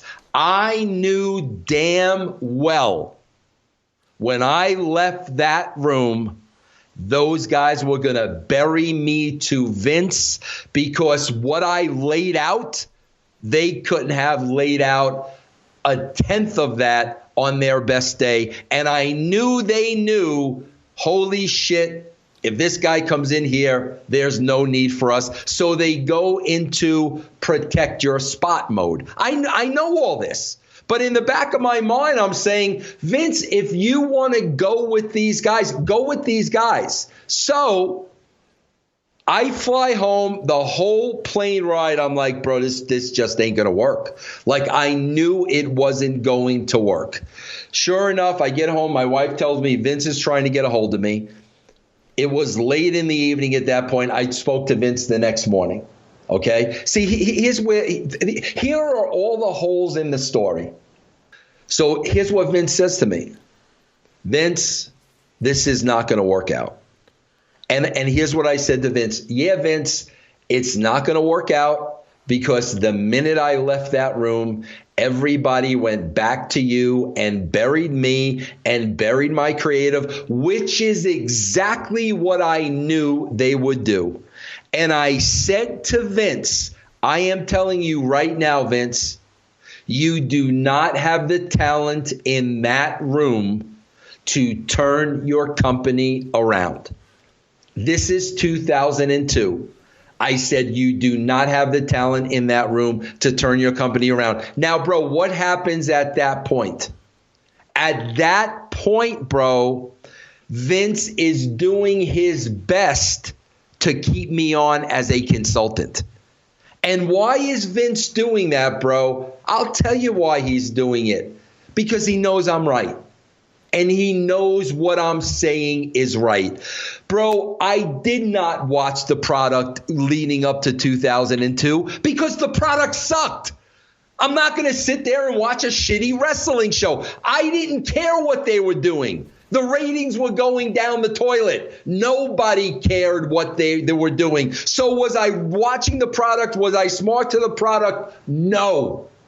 Here's where it broke down, bro. Vince McMahon hired me without telling Stephanie.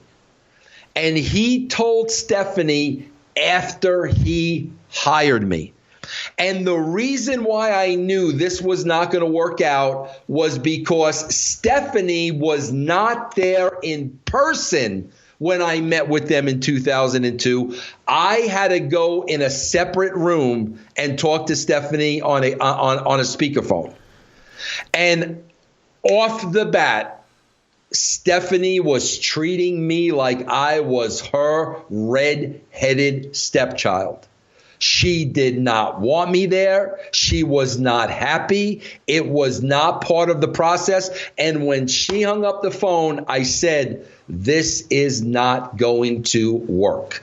So now Stephanie's hot. Vince knows Stephanie's hot. Everybody in that room, which Bruce Prichard was not in that room, buries me to Vince.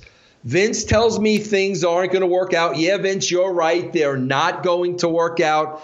But yet he wants to keep me on as a consultant. Why? Because he knows I'm right and he knows I'm telling him the truth. Now, if everything Bruce is saying is correct, then why in God's name would Vince have paid me six figures as a consultant? That's a good question. Bruce saying that he knows all this. Bruce was with the company at the time. He just wasn't in the meetings, right? Right. And do you think Bruce was pro bringing Vince Russo back, or you don't? No, absolutely not. Absolutely not. So that brings to an end the Bruce Prichard in WWF episode. And as you said before, you know, the Rock thing about who named the Rock and Bruce calling you a liar on that. And then on the following episode, people are saying, Vince Russo says this, he says, fuck Vince Russo. And you've already felt that you've done your due diligence as a friend to patch things up. And like I told you before, you have his number, or maybe you don't, but I give it to you. But you don't have any need in your heart to kind of maybe say, hey, bygones be bygones. We're actually friends, and the friendship's more important than anything.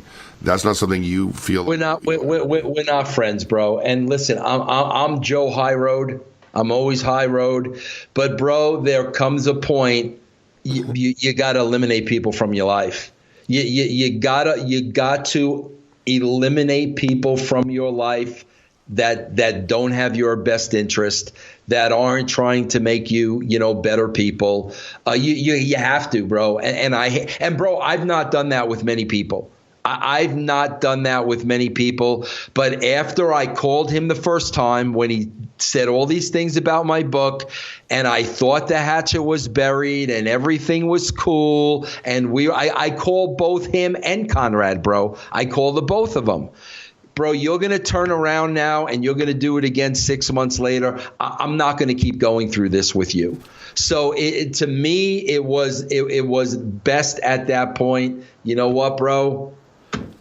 Our path comes to an end. I'm, shame on me if I let this charade continue, because you're not helping me in my life, bro. You're hurting me. Well, my feeling is that it's like you said before, it's shtick, it's a show. And I guess the viewpoint that I've heard is why Vince lets this bother him so much. Why does it bother him so much what one person says on a podcast? But from your viewpoint, it's not what one person says on a podcast, because people talk shit about you all the time.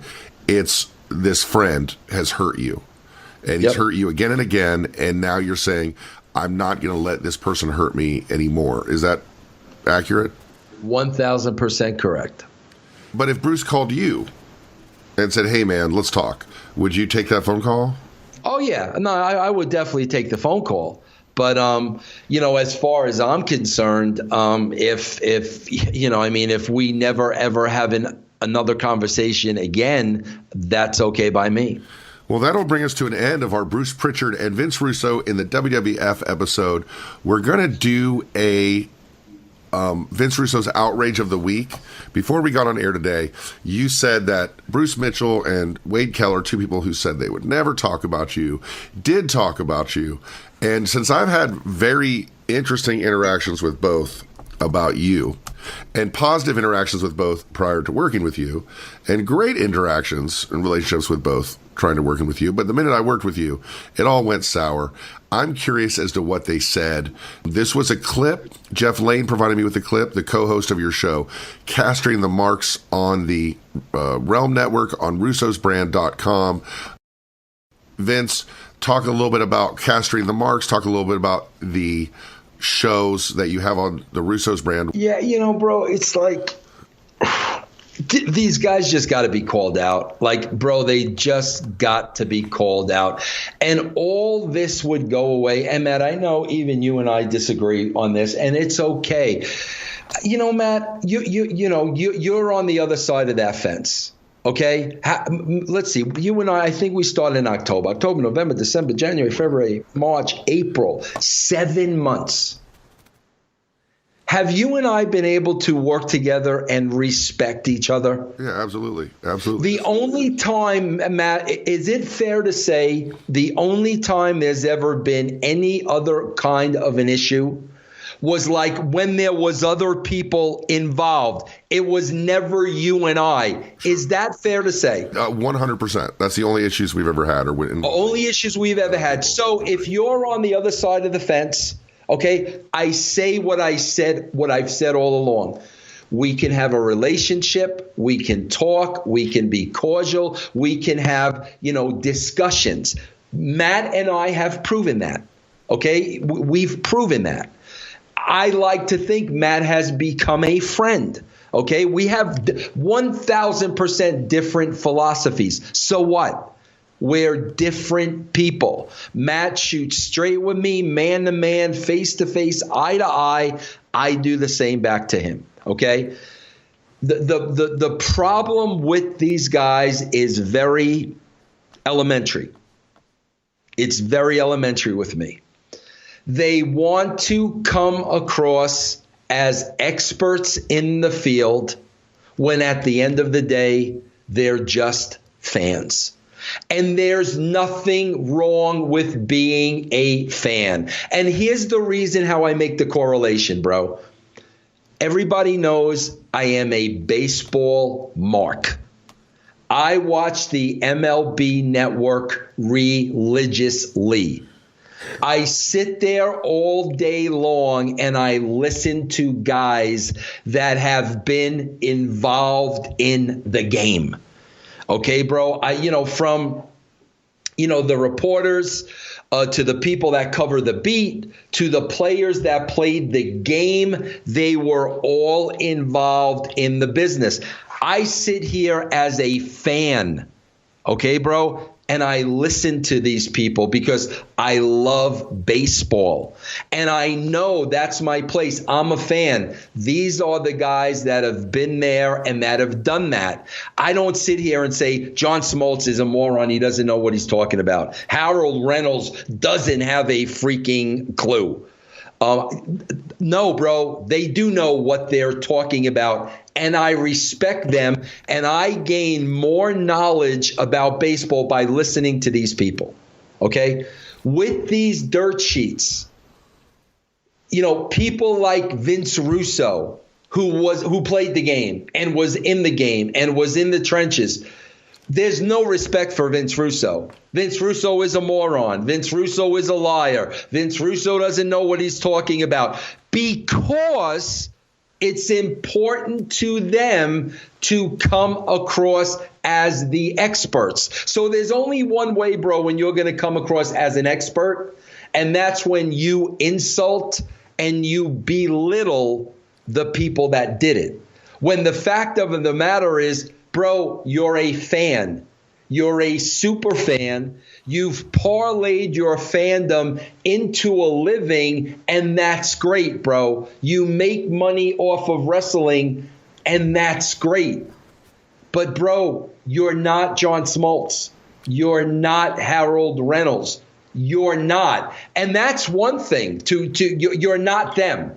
As much as you want to convince people you're them, you're not. Well, they don't try to convince people they're them. They don't ever say, I wrestled. I mean, we've already covered this. Mike Lupica, Peter Gammons, the conversation's over. Like, if someone covers a business for 20 years or 30 years, they know enough about it to be considered an expert. I'm sorry. You're saying that every food critic needs to be a chef. You're saying that every movie director needs to be every movie reviewer needs to be a director. I know you have beef with these guys. That's not what I'm saying, man. I don't want to get into a big debate with you because we're never going to agree. That's not what I'm saying. What I'm saying is they need to have some kind of an association with the business. That's what Mike Lupica has been in the New York Met locker room. Right, because WWE doesn't let reporters in their locker room. Okay. I mean, and I don't want to have the discussion again. But again, Matt, all anybody has to do is listen to Castrating the Marks on russosbrand.com. Bro, we're not talking about Mike Lupica. Okay, bro? When you're hearing Dave Meltzer, who has an agenda with a wrestler,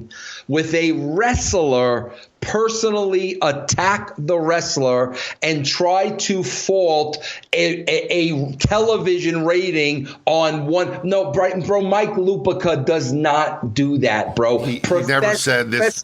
He never said this third baseman sucks and they need to take him off the field. Never, bro. They're professionals, bro. That's not how they conduct themselves. So, but that's my whole point, bro. My whole point is, bro, just say you're fans. Like, I don't know. Well, they're not fans. They make a living doing this. I mean, that's ridiculous. How could you say a fan? Matt, I could start a fantasy baseball podcast right now. I could charge for it, and I could make money. I'm doing it as a fan, bro. And have a career and do it for 25 years. I'm doing it as a fan, bro. Okay, so I just didn't, I didn't want just that one viewpoint to be out there without my viewpoint on it. So that's fine. We can agree to this. No, and I understand. I fully understand your viewpoint. I just want to get to this clip of what Bruce. Get to this clip. Tell me. Make sure you. Now hear hold on. this. Now when you get to this clip, I want you to think about Mike Lupica talking about the owner of the New York Giants. Sure. I want you to think about Mike Lupica is having this discussion about something the owner of the New York Giants said. And because you just made the comparison to Mike Lupica. Well, of course. I mean, he writes about baseball for a living. Yeah, listen to these comments. I really want you to listen. And, Matt, I want everybody listening to this show to understand you've not heard this before, right? No, I've not heard this before. Okay, so I want you to listen, and I want to get your feedback first. This is the first time you're listening to this, correct? Correct. Okay, correct. All right, so we're going to listen to it from the beginning, starting now. But the two people who, claiming and who were in the meetings as the discussions went back and forth with Shawn Michaels and Bret Hart and Vince McMahon, who claimed on this documentary that they come up with the idea was Jim Cornette and Vince Russo. And of those two, there's one who would know all the history, and he talked about some of the history of double crosses in professional wrestling, and there's one who you wouldn't expect to know, to be kind about it, to know that. And I've had my problems with both guys, and Jim Cornette, it's more about a maturity or how he sees the world in black and white terms, and with Russo, it's just a weak, not smart guy, and not very, and a guy who can talk himself into. I don't know that lying's even the thing. I mean, he does lie, but it's like I think he's like a child in the sense of there are children who will lie, and when they hear it come out of their mouth, they believe that what they just said because they don't lie. I don't know if that makes any sense, but it's like right. Once they say it, like they heard their own, well, I wouldn't lie, so all of a sudden reality changes for them somewhat. And I guess everybody has that a little bit. But anyway. Personality-wise, I think Russo's somebody who would make something up or convince himself of something to get on the map and get attention, because he does seem like he really needs attention. And Jim Cornette is someone who's going to speak passionately without a filter about what he believes is the truth with, I think, a greater grip on truth. And just say it regardless of whether it gets him attention or not, regardless of the consequences, without a need to utilize that to get attention. And with Russo, I just in a kind of a general application, and I think you'd agree, and it's what you're getting at, he would do whatever he could to get the spotlight. I don't think Cornette. I just tended to believe Cornette. I want to go back and watch what Russo told me about it when I interviewed Vince Russo and Ed Ferrara when they talked about this at length for the first time together on the Ultimate Insiders DVD in the mid-2000s with me out in L.A. I want to see what he said back then, because I don't recall specifically if he claimed that, but it would add more credibility to his story if, 15 years ago or nearly 15 years ago, he said the same story he just told for this documentary. It would undercut it a lot if he didn't. And, I was kind of saddened at the end of this that, as beaten down of a story as the Montreal Screwjob is, and we'll get into some of that in a minute, and we'll get this part over with. But the documentary ends with Jim Cornette, bragging about how he's going to pee on Vince Russo's grave, and Vince Russo, it's like this kind of like they can't help themselves but work into those. I hate him, and I'm going to start talking about him and go off about him, and then it's colorful, particularly if I'm the documentary people and like people haven't seen that, but it would be really colorful to see these two maniacs. But and then Vince Russo, who goes, it's not a work. And then, not a work, and then make sure to say that he was a victim, that it was hard on him. This whole situation was hard on him. It didn't star you, Vince. I mean, like everything with Russo is about being a victim and being, and people not giving him his full share of the credit. So those two things together, they're kind of, they're annoying. I mean, it's and I just cringe because I think Jim Cornette has Vince Russo had a big impact, mostly negative, on the professional wrestling business. So he has his chapter. Jim Cornette has, just this long career that touches all these different bases, and I just don't think that the last thing you want on your tombstone is I hate Vince Russo. It's like that part. I just, it's with some of the difficulty we both had with Cornette. I mean, it's sort of like his character put him in, inevitably put him in the position to be opposed to this, to be linked to this guy without any real value. And that's, I always think of Russo as right place, right time, and how that can not only, make your life, it can ruin it. And I think it did with him. So, but anyway, we'll get. That's about all I'm going to say about that. But yeah, the newest thing was, I don't believe Triple H suggested it. I believe that Cornette may have suggested, but Vince McMahon would have known about that already. So Okay. So what is okay? Yeah, Cornette and Russo is kind of at the end, and I'm willing to say we said what we need to say about it, set it aside. I mean, it's two people disagreeing over who brought up an idea, or as it was presented, they both independently came up with it. Russo went to the bathroom, Cornette presented it. Russo came back in the room, Cornette went to the bathroom, Russo presented it. Totally independent of each other. Great minds think alike. Well, I mean, there's also two people have a story, and you listen to both of them independently, and you go, which one seems more credible? And in this case, Cornette definitely seems more credible. And I think that's been the reaction to it. But and Cornette's reputation isn't for lying, is it? I mean, he's got a reputation for a lot of things controversial. Just being a liar isn't one of them. So not at all. Yeah. No, or delusional or bad memory. I mean, he's a phenomenal wrestling mind historically, in addition to contemporary. So, okay. So you can probably kill it. A lot of things we can talk about. What did you think of the way that the you could kill it? I think told through the first.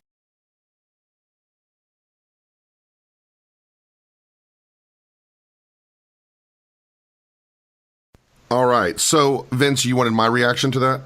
Yeah. All right.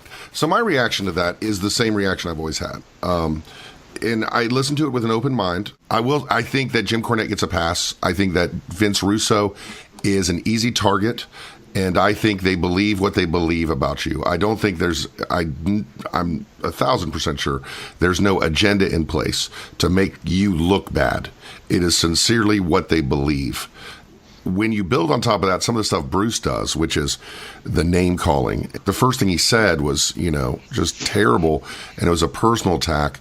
I think it's pretty low rent, and I think it's unacceptable. Well, again, Matt, there are two things that really stand out. And I'm getting to, this brings me right to the journalistic part. Okay, one thing stands out, Bruce Mitchell said. One thing stands out, Wade Keller said. Here's the thing that stands out, Bruce Mitchell says.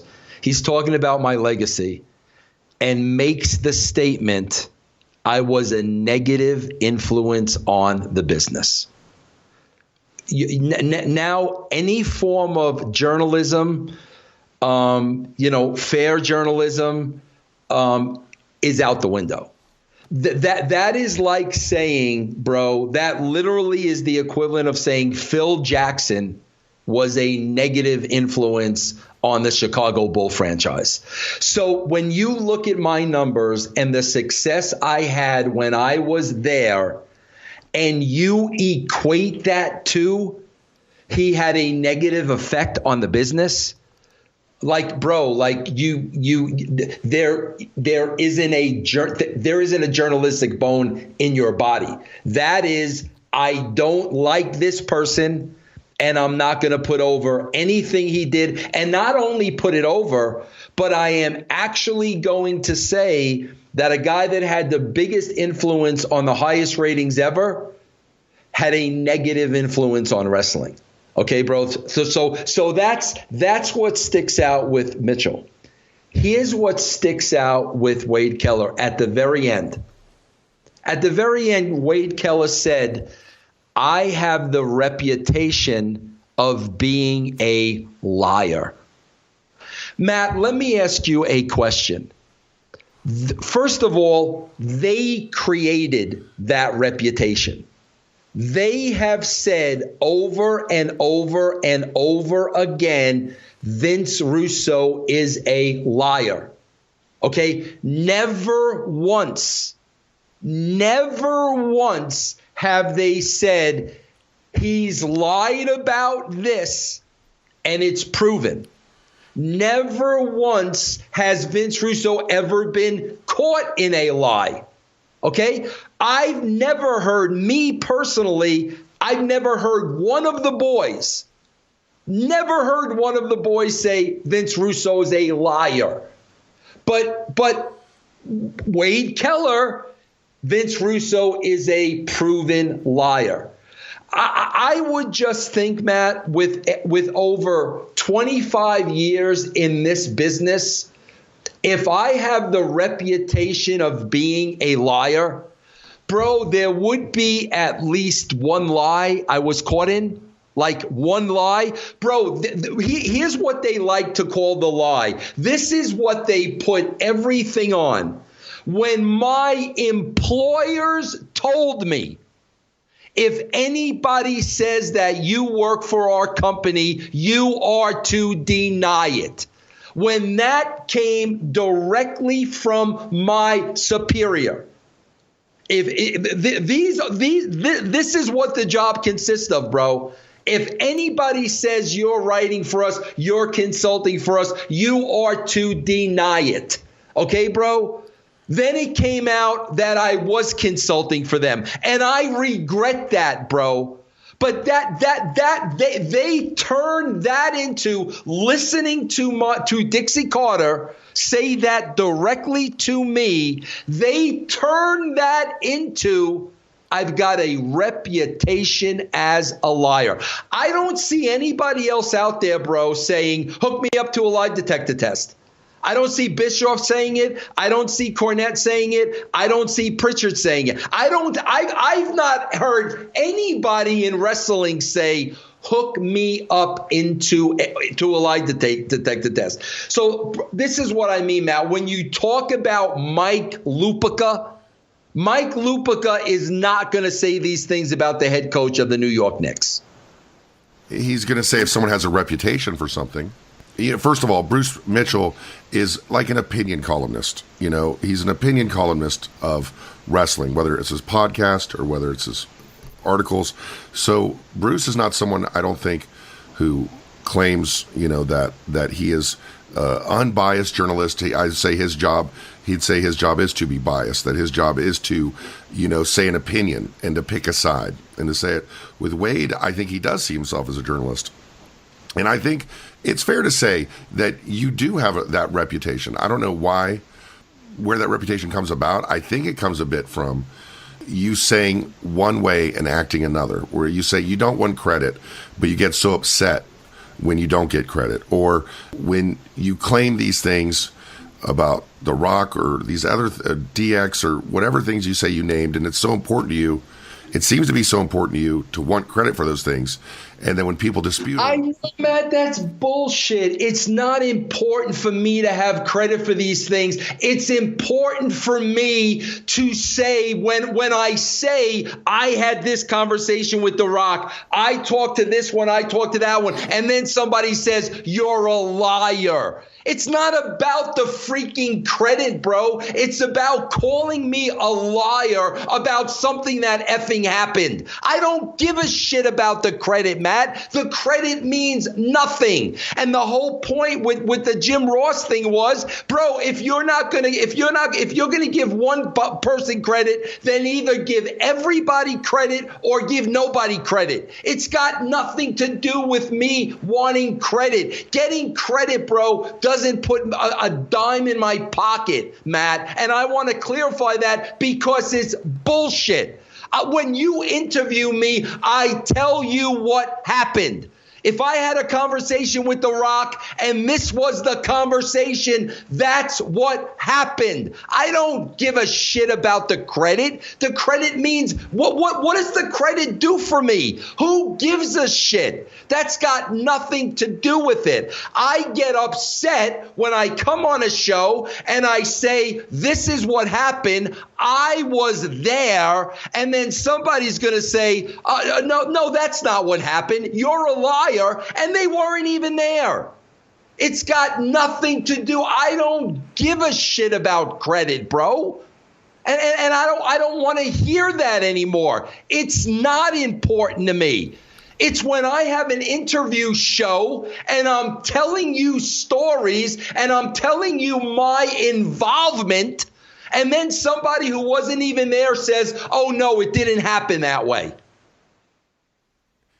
That's where I get upset, bro. I don't give a shit about the credit. I understand that. I do understand that. I just think from knowing these guys and knowing the work they put in, knowing what their priorities are, I don't think their priorities are make Vince Russo look bad. I think their priorities are tell the truth that as we see it. You getting upset about something they're saying negative about you is a little bit like, the president getting upset because he doesn't like what's being reported about him. But at the same time, I think you do have a point where if they're going to call you a liar, if they're going to make these ad hominem attacks about you, that they need to back it up with something, or they lose credibility. Matt, listen to me right now. Let's see if Wade Keller ever says anything about going back to that interview. You know why he won't, Matt? Because I said the same exact freaking thing. You said it in your book, too. You don't even have to go. Bro, my book was 2005, I think. 15, I've said the same. So here's what's going to happen, bro. He's going to go back. He's going to hear the same story that has not changed one iota, and he's not going to say nothing about it because it's the same story. Well, I think that's something for us to pay attention to, and I think it's something for us to monitor, and maybe something for me to pursue him going back. I can actually go back and look at some interviews you've done, but I know that story has not changed. I think that they have a negative viewpoint of you, and I also think it's not fair oftentimes. I also think some other things aren't fair. The way that they're portrayed a lot of times isn't fair. But I do think that calling someone a liar offhand, when clearly the issue is they don't like the wrestling you did, clearly that's the issue. Clearly that's 100%. Why else would they prefer Cornette over you? If you know any history of Cornette and Wade Keller's history together, you know that Wade Keller should probably hate Cornette a lot more than he hates you, but you didn't manage the Midnight Express, you know? And that's what I told Bruce. I said, sorry, Vince didn't manage the Midnight Express. Maybe if he did, you'd give him a shot. I don't think you're looked at fairly. I do think they have their blinders on. And I think it's something for us to monitor and look at. You know, if that's what you feel about them, in your heart at least, that's where you should put it. And just say, it's not important. It's like what I do with the trolls. It doesn't matter. They don't matter. So why pay attention to it? But I know you have to for your show. You know, Matt, it's like if I told you, man, about the very, very difficult conversation I had with Bret Hart at the asking of Owen less than a week after the Survivor Series. You know what I'm talking about, right? When Owen asked me to call Bret and I called Bret. I told you. I told Bret in that phone call, I said, Bret, you're never going to agree with me. You're never going to see it my way. I understand why Vince did, why he did what he did, and I agree with the decision, which was so hard to say because I knew where Bret was at. But, Matt, if Bret would have asked me, Vince, did you pitch – he never asked me. If he would have asked me, Vince, did you pitch that idea to Vince? Okay, bro? Of course I would have said yes. I would have said, and I would have said the same exact, the circumstances. Bret, we were there all day.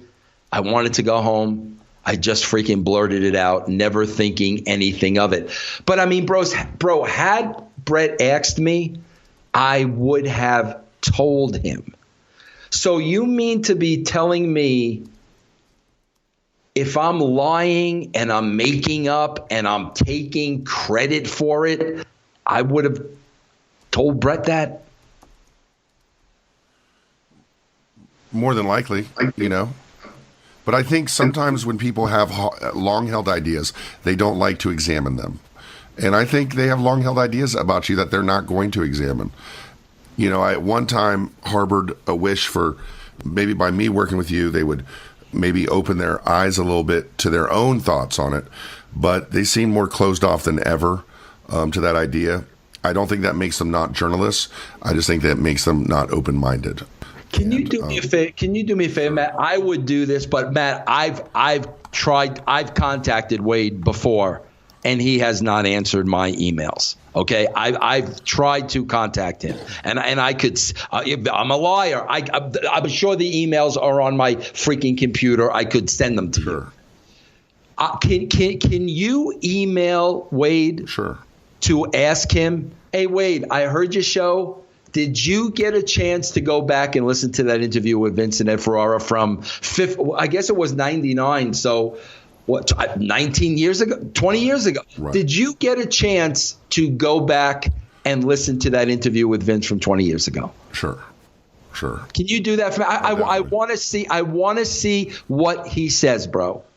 Yeah, I think I definitely will do that. As far as Bruce goes, I think it's really low rent and really low class to say Vince has said the same stuff so much that he believes it, because it's just a way of, once again, marginalizing you. I think Bruce Mitchell is guilty of that, quite honestly. If you read his old columns where he says things about you that he can't prove, he can't back up, he can't state, and he just refers me to these columns, which are, essentially make-believe.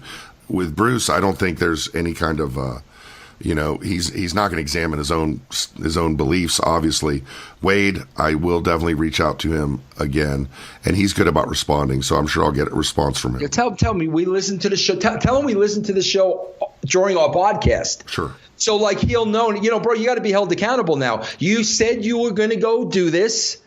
Did you do it? And what did Vince say 20 years ago? Right. I definitely will, for sure. And that brings us to a long episode of Truth with Consequences. Vince Russo, I guess we got it all in. Bruce Prichard, we got a little bit in about 2002. I think this is going to be one of our most talked about shows ever. And of course, your daily outrage. And we'll see what the writers have to say. But also, things only have the power that you give it. So, man, I kind of figured it out, and I put out a tweet this morning, and I just want to tie a little bow on this with a couple of things. I kind of figured it out because I'm so tired of the liar label, and then it's, okay, what did he lie about? What proof do you have that he lied? Was he ever caught in a lie? Has he ever contradicted himself? Those are the questions that are always asked, and there's never a response. So, like, I've come to the conclusion, bro, here's the problem. The problem is the Attitude Era. The problem is the Attitude Era does not represent their brand of wrestling. The Attitude Era proved that everything that they like is not what the casual wrestling fan likes. So in other words, bro, in their parallel universe, the Attitude Era has equated a big lie. The Attitude Era was a lie. That's the only way they can deal with it, bro, because it had the most success ever in wrestling. It's not what they would have done. They didn't like it, bro. So the Attitude Era in their minds was a big lie. Like, this did not happen. It was a lie. So, bro, if the Attitude Era was a lie, then Vince Russo was a lie. And that's the conclusion that I've come to, bro, because it derails everything they think the wrestling business should be. So the only way they can remain the expert is to, this didn't happen. The Attitude Era was actually one big lie, as was the guy behind it. Okay? Here's what I want to tie up with Bruce Prichard. Okay, bro? If Bruce Prichard had never been in the wrestling business, Bruce Prichard would have probably been one of the greatest people I ever met in my life. And Bruce Prichard would probably have been one of my best friends, because Bruce is a lovable guy. Bruce has a great personality. He's a likable guy. You want to be around him. But, bro, the wrestling business has a way of changing people, because when you're in the wrestling business, bro, you got to play the game, and that game gets really, really ugly at times, and that game turns into every man for themselves, bro. It's the survival of the fittest. So I want to clearly say Bruce has been in wrestling for a long time. I know that has affected him as a human being. It affected me. And had he never been in wrestling, had I never been in wrestling, that guy probably would have been one of my greatest friends of all time. No, that's a great way to end it, Vince. We will see you next week on Truth with Consequences.